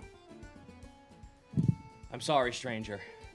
But as we've said, these are very dark and difficult times. The Grand Pseudo has pleaded with all of us to stay inside, and we follow his word to the very end. Well, then I don't think anybody would mind if we went and asked for his permission to enter his house. It's the after only permission fact. you would be allowed. We only follow his word. It keeps us happy. It keeps us safe. Well, then keep staying safe, and I hope that when we return, we'll return with good news. Also, don't mind these gentlemen over here. I point over... Oh, wait. Real hand. I point over with my real hand to the two skeleton pirates that are following us. They're just a couple of wayward spirits. They're ultimately... they're good. They mean no harm, and they actually helped us in... Hello there, weird cucumber thing. Yeah. Apparently, your cavern here is bolstered by the guts of their ship. in a way, you sort of owe their town to you. What's a ship? I point to the cherry wood structures that are like holding up a bunch of these walls. This tree flesh? Yeah, That is what the- it is called on the surface? Yeah, you see up on the surface, they aren't good at being underwater like we are, so they take the flesh of trees and they turn them into ocean-faring vehicles. That makes sense. It floats. What weird substance floats that Yeah. isn't made of flesh like us? Yeah, I was gonna say like ducks and witches, mostly those. Small rocks. Tiny rocks. Churches. Little do you know, this guy has a little pauper hat on his head. All right, well, best be off with you then. So long as you don't mean this town no harm, no one will see. We will make sure that you are welcomed once the Grand Pseudo makes his word. Well, works for us. And if I'm guessing Fatreus hasn't stopped by here lately, has he? No, he has been missing for 2 days now. Well, that's concerning as well. Well, we'll have to figure that one out. There's another way into here, isn't there? From under the water. Indeed, there's the caverns where most of the people reside. That's the path he would have taken. Indeed. There is a network of waterways that lead into this part, but only those of us who can breathe underwater can reuse it. I don't know if demons would have been able to do that, but then again, I don't really know many demons. He may have just received word that things weren't safe here and just hasn't come back. He also seemed a little You all clumsy. hear splashing. I turn my head to where the splashing is emanating. The father grabs his daughter and shuts the door. Oh, All right, I'm gonna do a perception to see if I can figure out what's going on. It's a 13. 13. It came from behind the conch. All it's right. in the moat. As I'm still currently close to the moat, I'm gonna dive back in and just jet Torpedo your my way way. over as others follow. I'm guessing. yeah, I was gonna say I at least go over to the moat. I might not jump in. Yeah. Roll me a... let me double check my notes here. Yeah, roll me a dexterity save. Yeah, I'm ridiculously fast in the water. Dexterity save. That is a that's a 25. 25. Something grabbed your leg, but you're able to rip out of it no problem. What's weird is that it almost felt like spider webbing underwater. I do know that these creatures like produce weird slime globules. I don't know if they're what their properties are like underwater. So yeah, I swim and just yoink my fin away from that. Something falls in front of you. What is your AC? My AC is an 18 presently. An 18. This giant weird blue blob just in a very nice attired vest. Gimme! Oh, Does he hit me? Nope, he falls. Family Guy falls in the water right in front of you. It's Atreus. All right, I do a quick spin turn. Do a barrel roll. oh, hey. Yeah, you guys watch as like something from behind, like you hear something hit the water. You reach over, you see the ripples in the water. There's a blob sitting right there. And I surface. Atreus? Don't come any closer! As he like pulls up, he like jumps up with a sword in his hand. He's like facing the wrong way. Don't come any. Oh wait, don't come any closer. Oh wait, it's you guys. Yeah, hi. Did the wax sealing work for your stuff? No sealing up to make sure it... He puts his sword away. Oh, thank God, thank goodness it's you. My father told me that there was more dangerous things around here, like demons and whatnot. Yeah, we ran into 2 outside and That way. banished them for an indeterminate amount of time, I guess. Wait, you actually took care of the demons? A couple of them. I don't know if there were more. 2 giant red ones that could summon smaller ones, almost like the size of what looked like dogs on the surface. Yeah. Crustaceous claws. Yes. Yep. We got him. Yeah, those are gone. They shouldn't be bothering you for at least a Oh, well, this few is dozen wonderful years. news. I ate one. We figured those were going to return from here. They said that they had unfinished business and would return to us. Well, I guess we were the unfinished business, and it shall remain unfinished.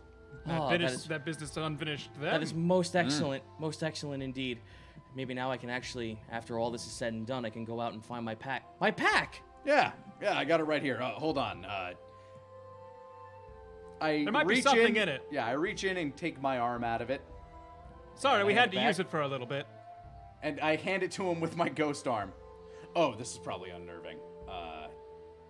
Yeah. That was my fault. There's a lot of strange... Demon took my arm. You know what? We're going with that. And there was a hole of entropy that froze it and preserved it, so we're hoping to put it back someday. Maybe. I don't know. You watch as he like licks his like little pseudo arm, grabs it, and a little ring of mucus wraps around it so he can pick it up and not actually touch the ice. Oh, wait, are you talking... I'm handing him my his bag. Oh, okay. I thought you were handing him the arm. I'm No, sorry. no, no. My arm. Yeah, he takes the pack. He's just like, oh, okay. I mean, I'm certain me and my father might know some magic that might be able to assist you if too much time has not passed. I'm sorry that those creatures, or wait, No, it was the demons. The demons took off the arm. It was a harrowing battle. It might have been sort of a long process, and there might have been some other moving parts that had something to do with it, but yes, was mostly the mostly demons. the demons' fault. the mushroom ripped his arm clean off. It did. I mean, look. ghosts. Oh, yes. Skeletons. They helped us stop the demons, don't worry. There's so many questions here, but this is all so amazing. Like, he 180s from, like, fear to just, like, amazement as to what all of this is happening. Either way, were those 2 demons the only well, and the demony dogs that they kind of brought with them, were they the main threat that everyone was worried about? If there's other trouble here, we'd love to address it before it More so, finds us. I believe that your father is currently visiting with the person that I told you we were looking for. No, they bargained for something for my father to keep the creature. Oh. It's some kind of, I believe it's a drow, something from the surface. I didn't know that my father was into doing such a thing, to keeping a creature like that. Well, I think we need to go talk to your dad. If you'll, It's been a day. I'm going to have to go inside myself and see if it's all right for you to enter. He'll only respond to me and no one else. According to the townsfolk, as long as we have your permission, we should be able to go in as well. But if it'll make you feel better. My father is very stressed as of right now. I can imagine. With all of this going on, I'm not too certain that even with his infinite wisdom, he would be willing to speak to anyone who wasn't his own child. All right, that's fair, Fatreus, but I do want to stress that the fate of the very world might rest on us getting an audience with your father. Starry-eyed. You know, maybe. Shrug. Yeah. All right. So he'll like usher you to follow him over towards the entrance. He'll actually go inside. He'll say, just wait here for a moment. All right. Maybe about 15 minutes, 20 minutes pass, and you watch as, like, the crystals that are aligned around the building start to recede into the actual coral. Must be some sort of defense system. Or maybe it's the way they tell time. Or both. And the door swings open very slowly, and you hear Fatreus' voice. My father will see you now. Awesome. All right. Start heading our way in. You head inside. This place is covered head to toe in all sorts of things from the surface. There are, like, weapon racks up on the side. It's all on display, by the way. Everything here looks like it's very lovingly put on display. Oh, man. There's nautical diving helmets off to the side. There's pictures of what looks like forests and biomes that should not even exist in any of these people's minds. Like, there's one of the desert. There's one of your home. Your island home. Huh. Where the monks used to train. There's a picture of that. There's a picture of the Navy. There's Gore sitting there with a bunch of his friends. God, they've got gadgets and gizmos aplenty. I did a perception check, modified 20. In my years of hearing stories from travelers through my woods, any sort of fascinating artifact that I'd recognize from just some exciting story. You see a tree growing off in the distance. It looks like an elven elm tree that only grows in a certain forest. Is that... Kind of hustles his way over there. Is that an elven elmwood? Fascinating. They shouldn't be anywhere near these parts. You feel the tree actually, like, is singing to you. You actually know that they can... And it's got such a lovely voice. Yep, it is communicating with you. It actually, like, as you near it, it, like, actually sings to you in Elven, and you can understand it only. It says, welcome, sovereign. It knows you're a sovereign. Finally, someone addresses me with the respect. Oh, it's so nice to hear another voice like yours. He's talking to a tree, guys. Wake pays it no mind. It's Chromagill things. And I talk to the dead, so... Wake walks up to the biome or picture of his home island and is just, where did you... There's no one here, by the way. It's just, like, all knickknacks filled with all kinds of things from all over the world. Yeah, who's its and what's its galore. Yep. This is pretty much like... So you ever imagine what, like, where in the world is Carmen Sandiego, like the treasure room? Like, this is that. Okay. But I'm basically talking to Fatreus or whoever's around. Where did you guys get this? Is it a photo or is it It's like a photo. Okay. It is a photo, which is strange enough as it is, because the only person you ever knew who actually knows how to take photographs is Kowalski back at Wright. Yeah. How did you get this? This is my home. Well, it's near my home, and I guess was my home. Roll an investigation check. 11. 11? You see a very, very prototype-ish looking version of Kowalski's camera sitting off to the side where all the photos are. Huh. Like, Kowalski's is way more sophisticated than this one. This one looks like it actually is built on top of a tripod and then another tripod, and next to it is a giant string that is used to attach to the actual camera. A ye olde camera. Yep. Very ye olde. And look, a little duck they squeezed to entertain children. There are books next to this, by the way. There's like a shelf of books, and all of them look like scriptures and texts of all kinds of things that you would never imagine would have happened. Like, the closest thing that this library reminds you of, this feels like the Volition's, like, headquarters. Quite the impressive setup you have here. Plenty of thingamabobs. Oh, don't mind me. I'll be down in a moment. If you wish to reminisce or look at anything within inside this place, be my guest.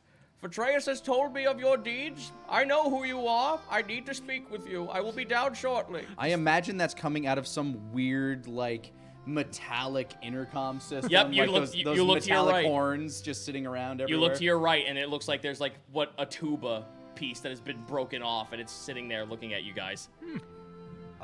I want to do a either perception or investigation check to look for any books, tomes, scrolls on Barnacle Bay.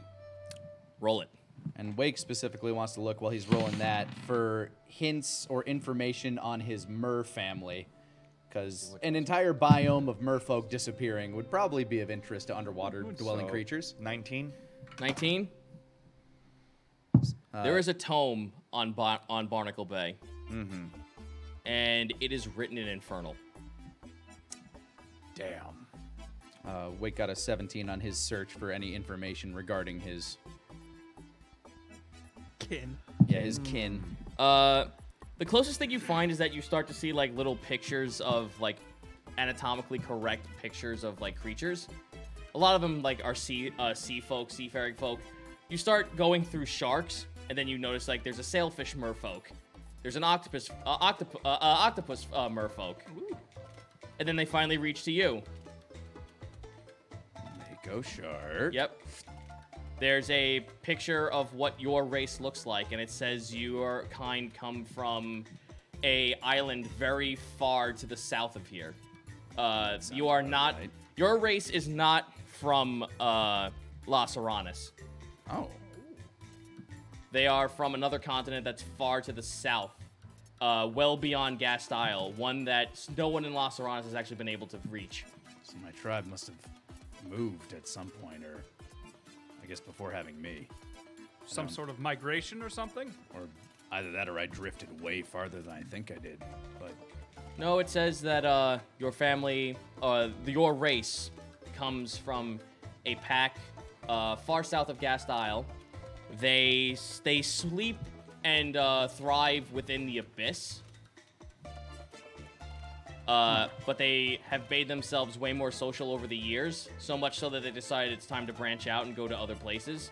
There is an entire location that's just full of merfolk. There is an underwater city that houses all sorts of merfolk. And your family might, based on this picture and based on the descriptions that are told in the book, your family might have came from this place. well, at the very least, I know our origins, even if I don't know where they are now. The city claims that it's about a 5 months travel with a galleon to reach your location. Well, that'll be a later, a very, very later thing. Log that one away. Morgan's still gonna take the tome on Barnacle Bay and see if there's any illustrations, at least in the tome. Fingering through it to see if he can Just kinda- understand any of it. You see mentions of Vecker a lot, and how he is the only one who continued to be a part of the collusion. There are a lot of religious texts in here speaking about Ludarius, Usha, Elixir, Kelpie, and Vecker. And somewhere along the line, a union there was a union that had been sullied at some point. Which is weird because two out of the four, apart from Kelpie itself, they fucking hate each other. Like, you know how Selima and Brooklina are at opposing sides? Usha and Ludarius don't mix well at all together.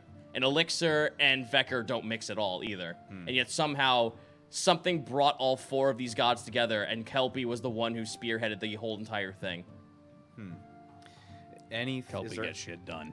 Is there anything with rituals or something besides the union? Roll me an investigation check. Okay.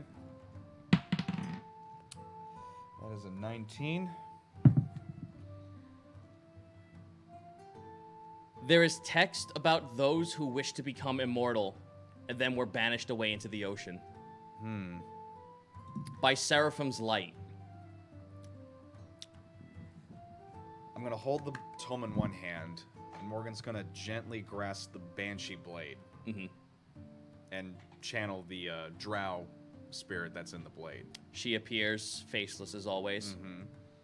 Morgan turns the tome. Any of this look familiar? She obviously she doesn't have a face, but Right, she but- peers down to look at the tome. You see a mouth form where there was none. I thought so. I'm in a massive archive right now, and I found a tome on Barnacle Bay. Unfortunately, I can't read Infernal.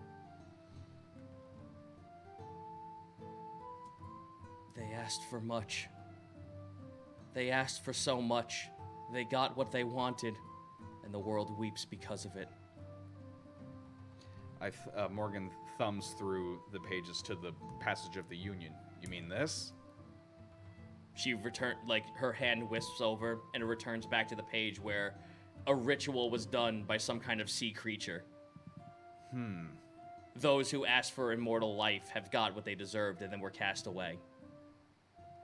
The world wept, but it was a silent weeping. Wasn't much loss to this world then. Morgan continues to kind of page by page until she sees anything else. It gets more incomprehensible at this point.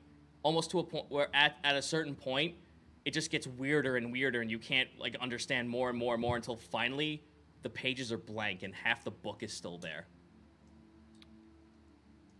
It just stops, and that's the most bizarre thing about that. Morgan closes the tome. I told you I'd try to help you regain your identity. The writer of this book might have what you seek then. Maybe he has knowledge that the text cannot provide. Or maybe the collector of all these artifacts as well. I'm coming. Don't mind me. Poof. Okay, I gotta go. She returns. You guys hear something fumbling above you. Everyone roll a dexterity check as books start falling on top of the ceiling. 18. Dexterity check. Yep. Save. Save. I apologize. Save. Save is different. Save is better. 26. 11. Chromagill, a bunch of books, really heavy books, just fumble from up top and hit your cap. I'm just talking with this elven wood tree, just everything's so. Oh! But anyways, it's so great to feel respected as a sovereign. You take 6 points of What's your bludgeoning favorite damage. type of flower? I'm a honeysuckle person myself. You wouldn't believe the nutrients I've gotten from these people's food. Once again, you guys hear a voice coming from the loudspeaker. Pay that no mind. I'll be down soon. I'm sorry. In my old age, You watch as a large, slug-like creature falls from the center and lands right on a table. Wake's gonna try to catch him. Acrobatics check. Where'd my dice go? Oh no, I have to use a different one. Still pretty good. Acrobatics, that is a 19. You catch this thing, but oh my god, is it heavy. It kind of droops down in your arms. But then it has no bones. But then the weight takes you with him, and you fall on the floor with the table. No damage, but All right, I broke his fall. yeah, you broke his fall. But oh man, it was like catching a rubber band and just watching it stretch. Like catching a 150-pound rubber band. Yeah, pretty much. Oh my. Put him through the table! My God! My God! God's my witness, he is broken in half. All right. You kind of like are sitting on the floor as this giant sticky substance is now landing on top of you. It's like almost like an ooze. You watch as like this ooze kind of like sits up and then turns around 180. Hi. Oh, sorry, dear boy. Let me help you up with that. No, I'm good. These arms reach out and like grab you by the shoulder and like lift you up. Hi. This thing is contorted in like 50 fucking ways. So I guess falling doesn't really hurt you that much. Oh, no. I mean, quite the opposite. I mean, watch this. He picks up a club that fell from the side. It's like a shillelagh. His head dents in and then pops back up. He tells... Pretty much what this means is that the Malu are resistant to bludgeoning damage. Right. Very nice to meet you, sir. This fellow, he's light blue. His hood kind of like goes around his forehead, almost like the brim of a hat that wraps around him and goes down his spine. He has a little bit of a black lining that kind of like starts at the bottom of his eyes and then goes up around his head and down his spine. Okay. He sits back up. He looks like he has wrinkled age under his eyes. His eyes are closed. He like barely can open his eyes, and his snout kind of like reaches out and almost makes like a pointed, jagged section. His jaw has bits and pieces of seaweed that grow off his chin, almost into a mustache, and into a beard. It's, Excuse me. One moment. He like kind of like takes out a small pair of monocles, puts them in his eyes, and beaming black eyes appear out of the glass. Oh, hello. Hi there. I'm so sorry about that. My place is in utter mess. I had to make sure one of our guests was made quite safe from those brutes that I hear you took care of. Yeah, they are, they're gone now. Banished or something. I think I ate one, but it's really foggy. Oh, well, you can't kill demons, no, boy. You can only send them away. Oh, good. You already know. I was going to warn you that they're apparently gone, but they might be back. Just, warn Oh, whoever's no. going to be here in a few hundred years. Oh, no. They'll not return here. And as if they do, we have ways to keep them in check. Oh, good. Oh, good. I'm Well, glad that's been set up. Well, I don't, but there are many other ways, but we have a bigger problem to take care of. all of you, please find a place to sit. I will bring you some tea in a moment. Wake looks around. Were there chairs here? You look around to find chairs. He like holds his hand up and you watch him as he like wisps his hand in a motion, and you hear as chairs start waddling in, like fucking Sorcerer's Apprentice style, and they take their spot right behind you guys for you to sit down. Fascinating. All right, then. Wake has a seat. Yes, the arcane is something I'm quite fond of. There's all sorts of fun little things you could do, like this. He like holds his arms up and he noodles out. Ow. Oh no. I thought it was going to be something entirely different. Just, Right! Anti-life field! Everything is You fools! You've fallen for my Sucks for trap. y'all. Yeah, like this. He like kind of like he Rain of noodles his arms meteors. out, like almost like in a hula dance style because he has no fucking bones in his like little pseudo arms. All the books fucking falter out of the way, and you see what looks like a small little like stove area and a tea kettle. As it all starts animating by itself, it becomes self-sufficient as it's making tea in cups. oh my God, you weren't wrong. Try the gray stuff. It's delicious. I don't believe you. Well, I don't have taste buds, so safe bet. Oh no, I know quite well about that for you, my dear boy. That's why I have this. As he looks over to the elm tree, and he like holds his arm out, and you watch as a little bit of mulch from the plant like rises up, and it goes into the tea. You shouldn't have. Oh dear boy, for everything you've done so far, I can't imagine what sort of hell you went through fighting those damn demons. I get it. I mean, it was more like sending them there, but if I'm to be frank, sir, the The other guest that you're currently holding here is somebody of great interest to us. Oh, yes. It's the Archfae's son. I know quite well of that. Ah, then Good. you And I know know who quite sent well us. of who you are, and the most of you as well. really? Yes. I have friends in the Volition who told me of your coming. Wow. Oh, Your friend with the red hair. She's quite the uprising of sorceress, I'm told. Ah, Red. Indeed. it's good that her descriptor and her name are similar. Is she a Myconid? I don't know. Just convenient is all. There will be many questions I'm sure you have, and I'm certain that here in the Grand Library, we have many ways to answer any of your queries. Here, have some tea! As his arms stretch out in front of you. Here you are, boy. I take it in my ghost hand. Tink. And here you are. I'd be happy to. Just takes it. I don't even have to pinky out when I have ghost hand. And he gives one to Devil I Grin. can tell you're not. Oh, wait. I know exactly what would assist you, dear boy. As he pulls back and he picks up a molten rock, like he wisps his hand, a piece of molten charcoal that's been burning the stove. He dips it inside of the tea. Wow, you actually know that about my race, huh? Yes, your ancestry is steeped in fire. So he Wow. burnt your tea. It's, He knows, I suppose this man knows that our people can devour gemstones, boiling gemstones. it's an odd dietary habit, but I'm not gonna.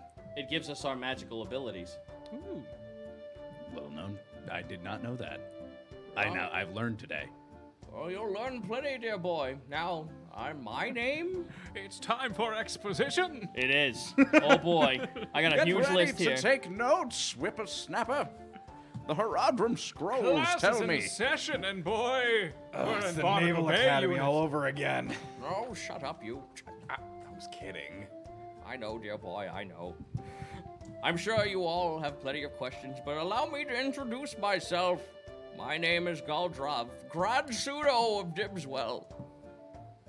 Grand Pseudo Gultrov? How do you spell that? Goldarv. Goldarv. Galdrav.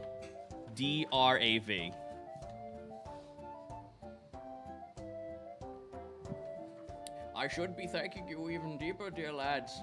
Those demons were an incursion, and they came upon me, and unfortunately, in my old age, even if I was able to maybe banish them back to whence they came, they held my son's life in such danger I dare not fight against them. What'd they do to Phaetreus? It's what they could do to him that I was worried about. The paranoia and the fear of losing my son gripped my sanity. Therefore, I gave in to their demands quickly. And what was strange is that their demands were merely to make sure that this child, the Daystar that you are looking for, pay no mind, by the way, the Daystar is fine. He's upstairs in a private chamber. He's kept quite comfortable. Good. I don't know what the demons were planning to use with him. Probably the same way they used my fear, they are using the same fear as their mother. For what gain, I do not know. But blackmail and corruption is that of the Galbrazu's nature. And having an Archfey in your pocket is probably a pretty powerful asset. And it would do much harm to making sure that we could find some way to send that demon Garlux back to where he came from. Very much so. I would like nothing more. Before I bore you and chew your ear off with words and knowledge that I would possess, I'm certain that I am well aware of your quest. I know what you carry, and I know where you need to take it. Oh. But if you have any questions, now would be the time to ask me. My history runs deep. I am 1,000 years old. So, my Yes. Crosses his arms. Big deal. You know of the forest, dear lad. Don't you huff at me. I won't. You're younger than me, sonny. Off the top of Wake's head, does he, like... He's been given history lessons over and over. I'm going to do a quick knowledge check to see if he can remember how long ago the that first battle with the demons was way back when. It was like a month ago. No. The- The the big onrush, one, the yes. onrush. It's 15. You can recall over all the things that he's heard. It was a couple of 100 years ago. So, like, So you were around for the first onrush. Indeed, I was here when the first demon incursion came. That was when Risp decided to send out his spies to find ways to take control of this entire continent for his father. Let me go ahead and read this here. I'm going to go ahead and not do the voice real quick so I can just get all this information out to you guys. Go for it. Resp went back to Las Aranas to seek out powerful magic and artifacts to aid his father in conquest and taking down the Azamar kingdoms by force. Check one for them. As the cities, there were 4 Azamar kingdoms, and all of these cities house a very powerful seraphim inside their buildings. These seraphim were the closest things that the gods had that could drive back demons into the portal without actually having man step in for them. Fearing their power, he had his entire army come in and take care of the continents by actually having the Navy and the pirates have wars with each other. So he had people sneak into both factions and start wars between the pirates and the Navy itself. Pulling strings. Okay. I guess if I had any question, I don't know how far your eyes can see or how any of that works, but what exactly happened to that last kingdom of the angels? Oh, I had friends there. Resp has done what he set out to do all those years ago when the onrush started.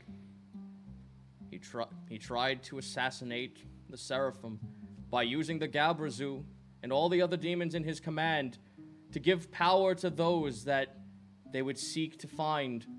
He summoned a family of vampires to actually go out with his plans and take out the Seraphim, and unfortunately they were successful. And in the Seraphim's anger, it self-destructed.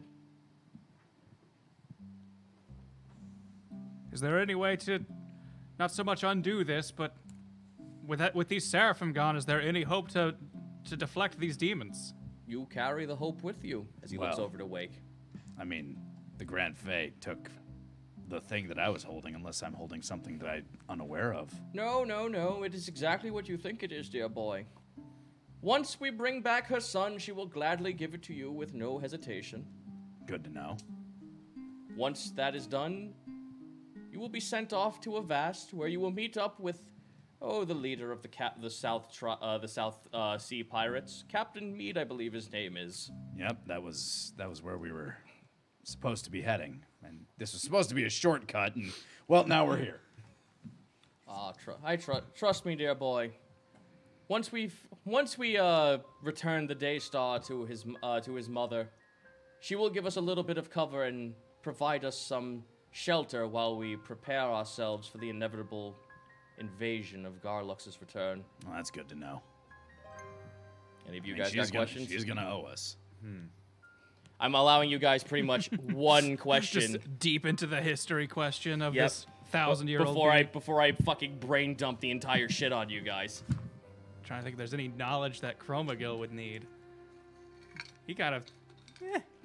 He's always infinitely curious, but has no real urgent thing. So he's mostly just fascinated and wants to hear other people's questions and stories. You got anything? Yeah. Morgan gets up and goes over to the Grand Pseudo and shows him. He sets the Banshee blade on the table and sets the tome that he had on Barnacle Bay. So I came across this blade not too long ago, and it channels a spirit, a drow woman with no face. She has no idea of her past except that she was from Barnacle Bay. And oddly enough, when I found this tome and started going through it, part of her face started to reform. The spirit is rekindling with itself, dear boy. Barnacle Bay was not something that was naturally made. There was a union Indeed. of all the gods. 5 of them, to be exact.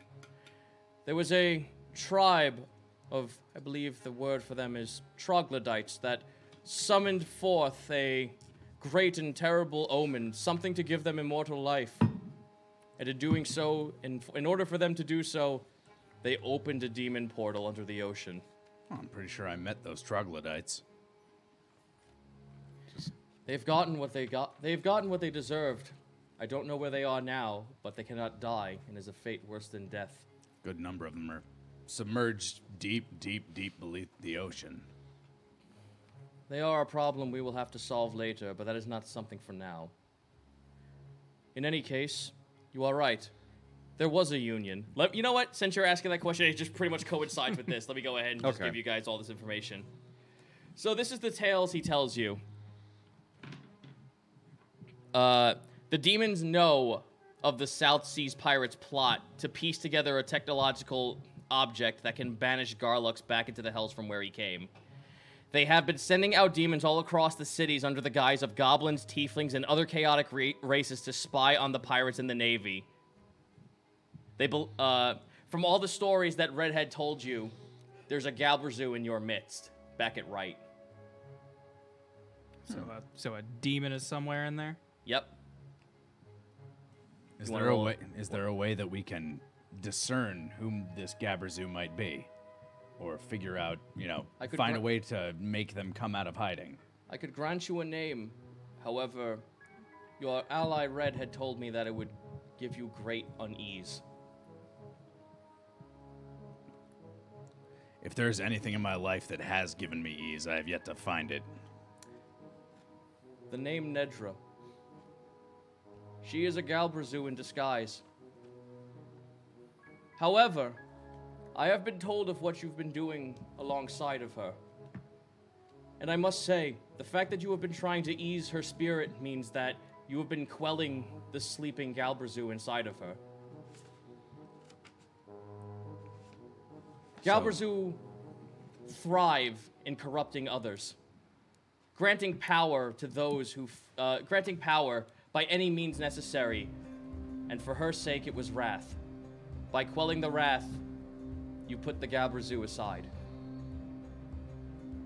It still lives inside of her, tells her what to do and how it should live her life. As long as she doesn't give in to it, this demon will never emerge. Thus, when you told her during the fight with Barabbas that she had to chill the fuck out, you put the Galbrazu to sleep. You gave such a good speech, you put a demon out. Long time plans. Best laid. Continuing on with this. So what happens when you turn a monk into a barbarian into a monk? Hell yeah. Garlux and Resp came from Barnacle Bay. Barnacle Bay long ago was the epicenter of a demon portal that seafaring troglodytes brought forth in exchange for eternal life. In response to this, Kelpies sought aid from Vekker, Ludarius, Usha, and Elixir to find some way to contain the portal. There is no way to close a demon portal once it is open. Thus, she had brought forth gods who have some sort of knowledge about this and have some way to contain it. The 4 gods proposed an idea. They can't close the portal. However, they can create a guardian that could keep the portal at bay. And if anything was to ever come out of it, it could send them back. And since this was Kelpie's realm, she was to decide, with all 4 of those powers combined, find some way to choose the form of this creature. And she decided that a megalodon shark would be the suitable form. Choose the form of the jailer. This guardian is known as Yugathoyeth. Everyone roll a history check.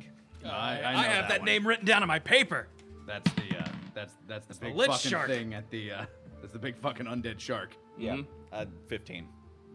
Yep, so you pretty much are brought up to speed. You heard that name before. This is the reason why no one goes to Barnacle Bay, because there is a undead lich shark. And this is its purpose. No one ever has understood what its purpose was and why this thing was made. Or what other what force, what creature and all of Las Seranas could ever bring this thing about, it wasn't someone from Las Seranas. It was the gods themselves that made Yugathoya. It's a living prison.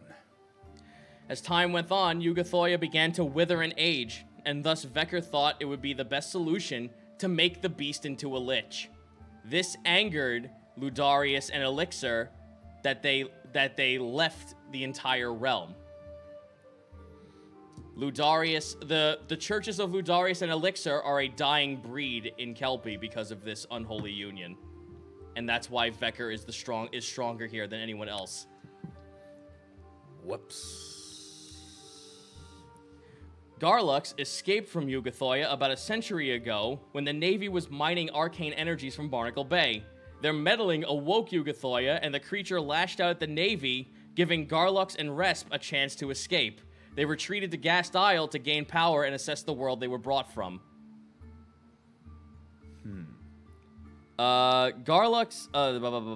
Resp went back to Las Seranas to seek out powerful magics and artifacts to aid his father's conquest, thus the Aasimar kingdoms.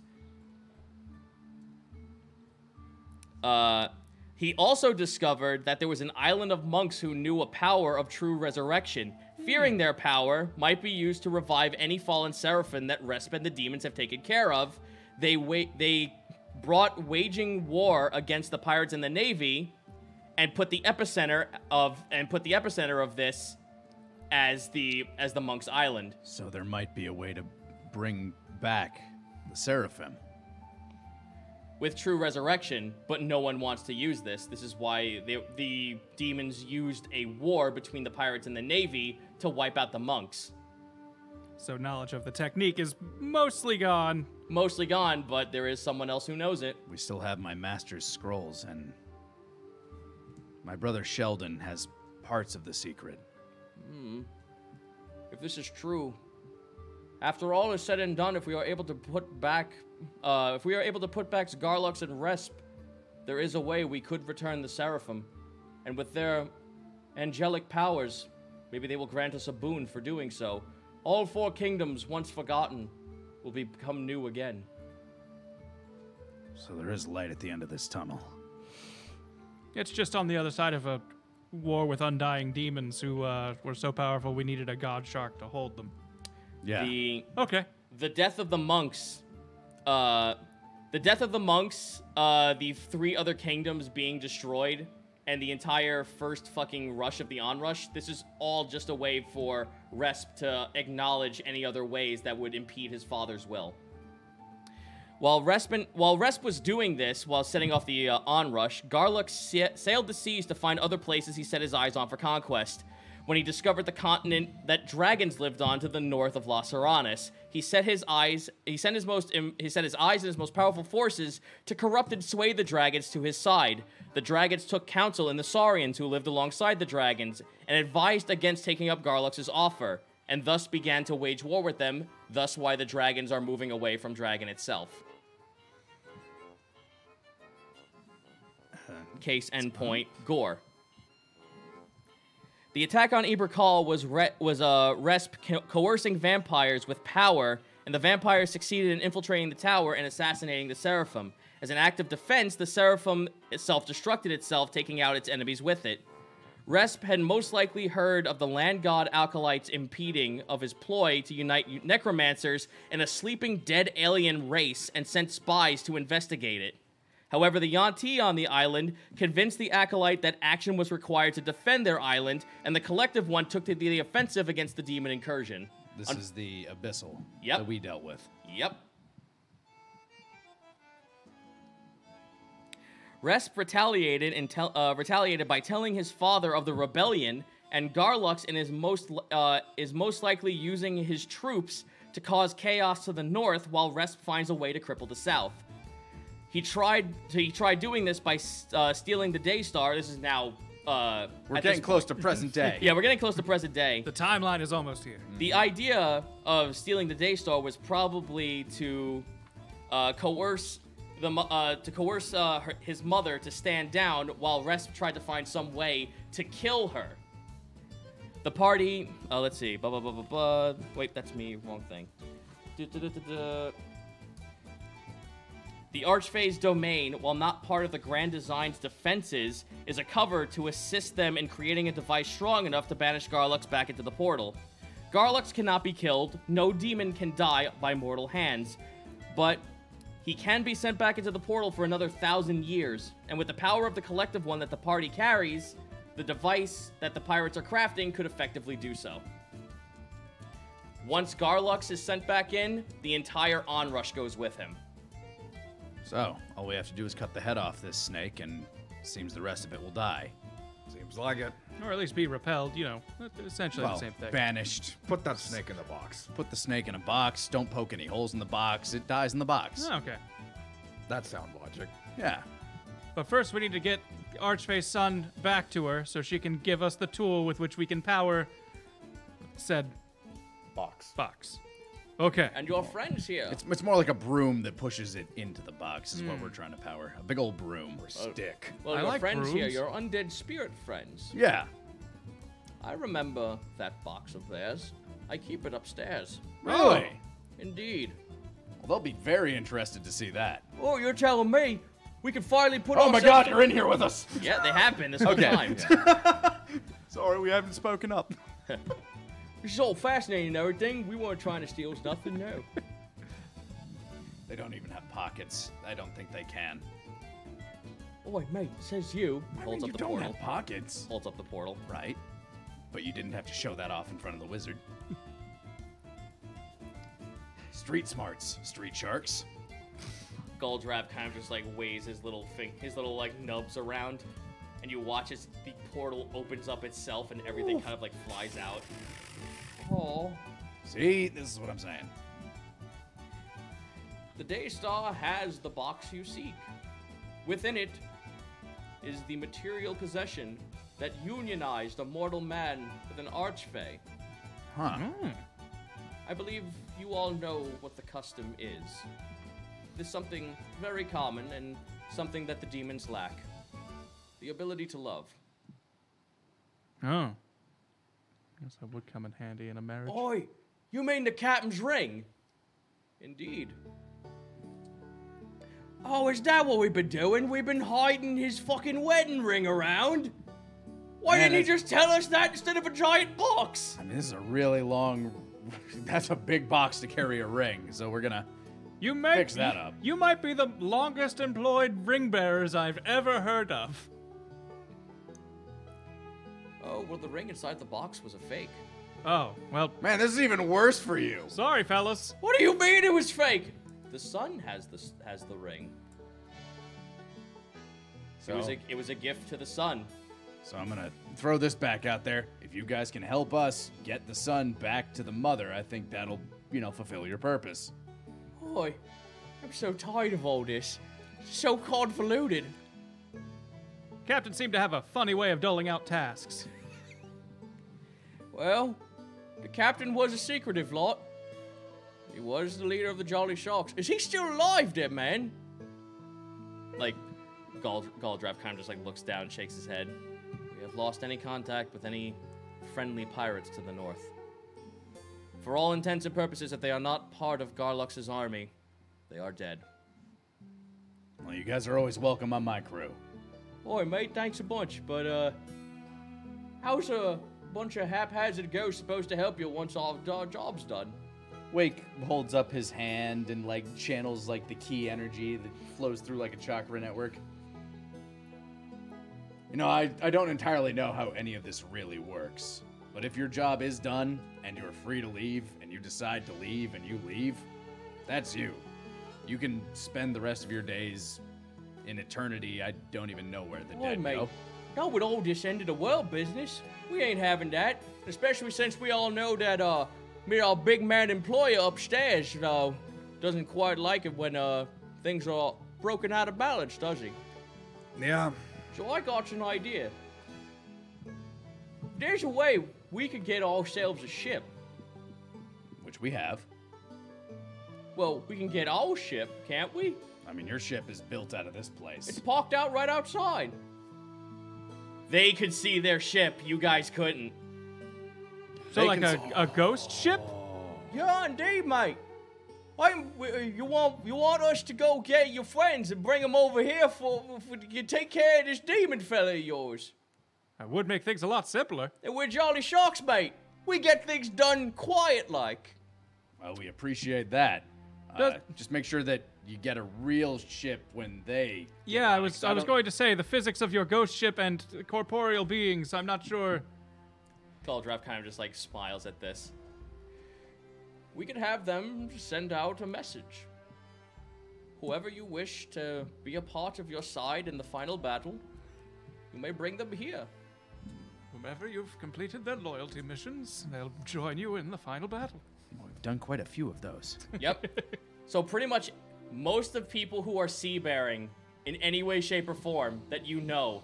So, like, people from Jahal Cove, the Undercity in Jahal Cove, the folks of Wright, the fucking entire South Zealous Navy, the people of Gulliver, the people of Venin Isle. Everyone's coming in for the final battle. It's a big family reunion. Wake's calling in the banners. Light the beacons. Let Gondor know. We signal for aid. So that will be their job. They won't. They actually will not finish their task. They will actively not finish their task to gather everyone here. That works for us. Your captain would be proud. Oh, that'd be nice. And then maybe we'll see him after this is all over. I bet you will. And I bet you can enjoy a nice glass of grog with him. Oh, I haven't tasted grog in so long. In weeks. Well, I guess she is. If it feels like weeks, it feels like years. I'd like that, mate. Well, let's go tell the boys to take a walk and get on the ship. You do that. We're going to meet with the Dawn Star, I think. With that, this is where we'll end, and we'll end the chapter. All right. My. Another chapter's ending, which means another chapter's beginning. We enter the final act of the natural wonders next time at the table. I can't handle But We do have before art. we go, we got fan art? Yes, we do. We got fan art. We I have saw quite something a lot, actually. nice because I saw one just earlier that I retweeted when we went on break of a feral wake. I'm not sure if That that might was, be on there. Yeah, it looked sick. Yeah, it's on there. Yeah, Ooh, all right, looking forward to I'm excited for that. it. Oh, Hi, Nedra. bah! Everything's going away. What a wild thing. Ghosts. That's What? odd. Don't you see? Hold on. We're doing a quick check to make sure. Ah, Okay. fan. Figured it out. Wops. The Back art down to numero. There we go. There we go. Yeah, it was the one I was just talking about. Shannon Leitz, aka Haunted Toaster Zero. That with is- this awesome feral wake. Horrifying. Yeah, I love that look though. Like that's. It kind of gives me a like not quite. It's not quite as like sketchy, but the kind of the scary stories to tell in the dark. This feels just like. And then the shark monster erupted out and chased jumped her. out of the sewer. And then she died of fright because that's how everyone died in those. So when is this Dead by Daylight DLC coming Yeah, out? look at it. Look at his fucking muscle tone though. Like shit. I always love their texture work, because I believe this was the same person who did the colored Keldamov Yes. piece. Their texture work is always on point. Oh, and yeah. I love it. It is fantastic. I absolutely love it. I saw it during the break and I had to retweet it. Yeah, it was not gonna not be up here. Great shit. Thank you so much, Haunted Toaster Zero. According to their Twitter, they do art for money. So Oh well, hey. give them money for art because this Yes. art is worth money. Will art for $. So give them some $. Next up, from Timothy Jones. Yeah, more feral wake. Last week, the idea of Savage Wake has been going through my head. Finishing inking today, and hopefully the digital coloring version will be done for next week. Nice. I love the addition of the fin on his head. just kind of erupts. I'm trying to put a finger on it. It just screams Akuma. Yep. Yeah, no, Okay. he looks like so like his arm frills are like out there. They look almost demonic. This is awesome. It looks more like a lionfish in a way. Yeah, I fucking love all these feral wakes. Alrighty. Thank you so much. And next up, it's going to be a 3-parter. Ooh. No. We'll do it one at a time. Because it's a comic. Yep. Set up Caesar that way. Morales. Nedra. Can I ask you something? Sure. Why do your horns keep changing shape? I don't know what you're talking about. Caesar Morales pointing out the fact that Whenever he draws Nedra. whenever he draws, he's never 100% consistent with the shape of the horns. Oh, that's fine. Her get a horns are call. adorable no matter where they're Get a at. comic out of it. Yep. Mini horn variants. I like that the most aggressive, like, ram head horns are the last ones. Like, I'm gonna headbutt you. I'm gonna fucking headbutt you. That's a sleeper agent, Galbrazu. Just constantly shifting. Just don't get her angry. Wake's been trying to silence that demon for a long time. Yep. See? It all comes together, folks. I made it all work. It's all here. They were all threads. They all connected. It was all the heart. It was the friend. The real Gabrazu was the friends we made along the way. Roll initiative. We're all just puppets on strings. God damn it. Fantastic. Thank you. Thank you, Caesar. Next up, Bangarangalico. Jeez Louise. I fucking knew his would be the most horrifying. Wake becomes mycotic. Oh, yeah.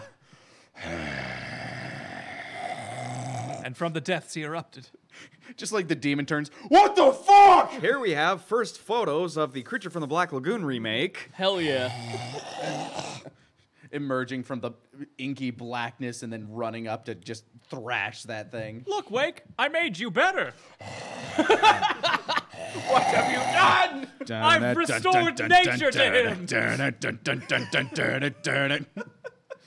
I have headcanon that when Wake first washed up on shore and was just kind of like orphaned in that village, he was just a feral kid that nobody wanted to be around, so he'd eat stray house pets, I turned Which you is back why to the he- way you were. which is why he knows what dog and cat taste like. God, Nice. you're the feral child from Mad Max with the boomerang that cuts fingers. Oh, yeah. My headcanon is that, like, well, I guess my canon is that his master once saw him like hunting a cat and be like, wow, that kid's got some skill. I'm gonna refine that shit. I'll let that be canon. I've turned you into the shark you once were, Wake. Let's let give that- you some discipline, also a roof, and maybe some actual food. Moral center. What do you mean this isn't food? Thank you so much. This is good food. That's Little Wake. Good food. Do the roar. Thank you so much. Next up, Dice Gate draws. The best feral Wake. I fucking love it. Just yep. There's more, actually. Ooh. Not only do we get Pip Boy Wake, but we also get Pip Boy Yeah. Krobagel. Nice. Great. You're looking pretty rad over there. There we go. There we go. Sorry, I don't remember. Come on, Cappy. Fantastic. Thank you so much, Dice Draws. It's so colorful over here. I Next love up. Oh, sorry. I love his little face. Just ooh. You know what it reminds me of? I've been on a fucking Final Fantasy 9 kick for the past couple of days. It's a good Final Fantasy to be on a kick for. Vivi. I'm Vivi. Yeah, I can see that. Just a little mushroom mage. Fantastic. Man, now I just imagine all the Myconids are like black mages. New magical mushroom type, a mage cap, if you will. Yeah. It's coming on it. Fuck yeah. All right. Thank you so much. Next up. Silent Sardines. It's my oh man, Bitey. Just cut up to the part with the weird toad and the centipedes. This is Bitey. I think I accidentally murdered his whole family. Does that hurt? Nope. Only when they drag you in the water, Okay. which is lava. Oh. Oh no. Yeah, don't do it. I love this so much. Thank you, man. Ow. Just crawls up on your back. Okay, guess we're going for a ride. Starts eating your head. No. No, you stop that. Stop. Bad. Fancy hat. Bad Bitey. Next up. From Next TSL Elite. After 6 months of watching TFS at the Table, I've finally caught up. Thank you for everyone at the table for such joy. Your voices are the best thing to fall asleep to. Here's what I thought was the most wholesome moment at the table for our best boy. Thanks, Wake. I love it. When I gave you the heart Yeah, nugget, yeah. Now I've received it from a dear friend. It kind of just sinks in. By now, your fucking flesh has grown over that. So it's like So it's just a pendant sitting there. so become it's like part that, of me. It's like that fucking tree where it has like the baby doll head and the tree engulfed around it. So fucking gross. But it just won't grow around the metal pendant part because your flesh hates that. The warden in me hates the metal, but the friend in me loves the thought. Awesome. Thank you so much. Fantastic. Next up, Marvel Poison. Yeah, I love Marvel. Look at this Poison's Mandra. Galbrazu in the making. Such a pure girl. I've been I can't- holding that fucking My first information girlfriend in. was a gal, Brazil. God, I've been holding in that fucking info since chapter 1. that she's that she's she a was a Galbrazu- demon. I mean, we already knew that she was. She had some connection to. Oh no, to no, Garland. she even said like, "Hey, my father." She's not really her father. It's just she's a fucking Galbrazu sleeper Demonish agent. spawn. okay. So the only reason why she's like, "My father," is because she's a fucking demon. And She's a spawn of this creature. It's almost Yes. like some Winter Soldier shit with the sleeper agent kind of thing. pretty fucking much, Yeah. yeah. So there you go, fans. There's your canon. Fantastic. Love it. And we are back here. Oh, we actually had one Oh, more. we had but I one didn't more. Have it on there. You know, it's not on there, but let me grab it. You know what? Hold on. We must present it. We must show. It Must be seen. More art. Art must be presented. Present art. Get appreciation. Don't mind me. Talk to I am continuing to talk. Show me what you've got. What's the? It's Brian, I know you draw every so often. Nick, when's the last time you drew yourself a picture? like actually like sat yeah, down. just like to sat draw. down and was like, I have an artistic image in mind, and I want to put it to paper. I drew the logo for like the last time I drew something for myself was I drew the logo for Bubble, the little series that I've been doing over on my. Yeah. I actually, like, I think yesterday, I just drew my interpretation of Mysterio as literally a out-of-work actor. Ah. Like, just a bum in the streets of North Hollywood. Just And got he's got a trench coat on and but- check out my special effects. Yeah, but it's like just green denim jeans with like nasty old green alligator shoes. But I was playing with the idea of what if Mysterio made a deal with Nightmare and got a pen. Oh, All right. speaking of Nightmare, that scared me. My Light, mushroom bright, cap light, don't get bright. that. Wish I might have this wish that I wish tonight. I'm this old. I had like a Lion King one, and I remember the discovery I made like after putting the light bright together, realizing I could swap the lights and have any color Mufasa I wanted looking at me while I slept. Yeah. The Pokemon one? What? This is returning bead art from Great Life 281. Fantastic. Nice. Love it. Love that it continues. Wanted to just make sure we got that one out. So Absolutely. Now No we're worries. done. So yeah, with that, thank you so much for joining us, and we will see you guys next time at the table. For the next chapter. Peace, wonders.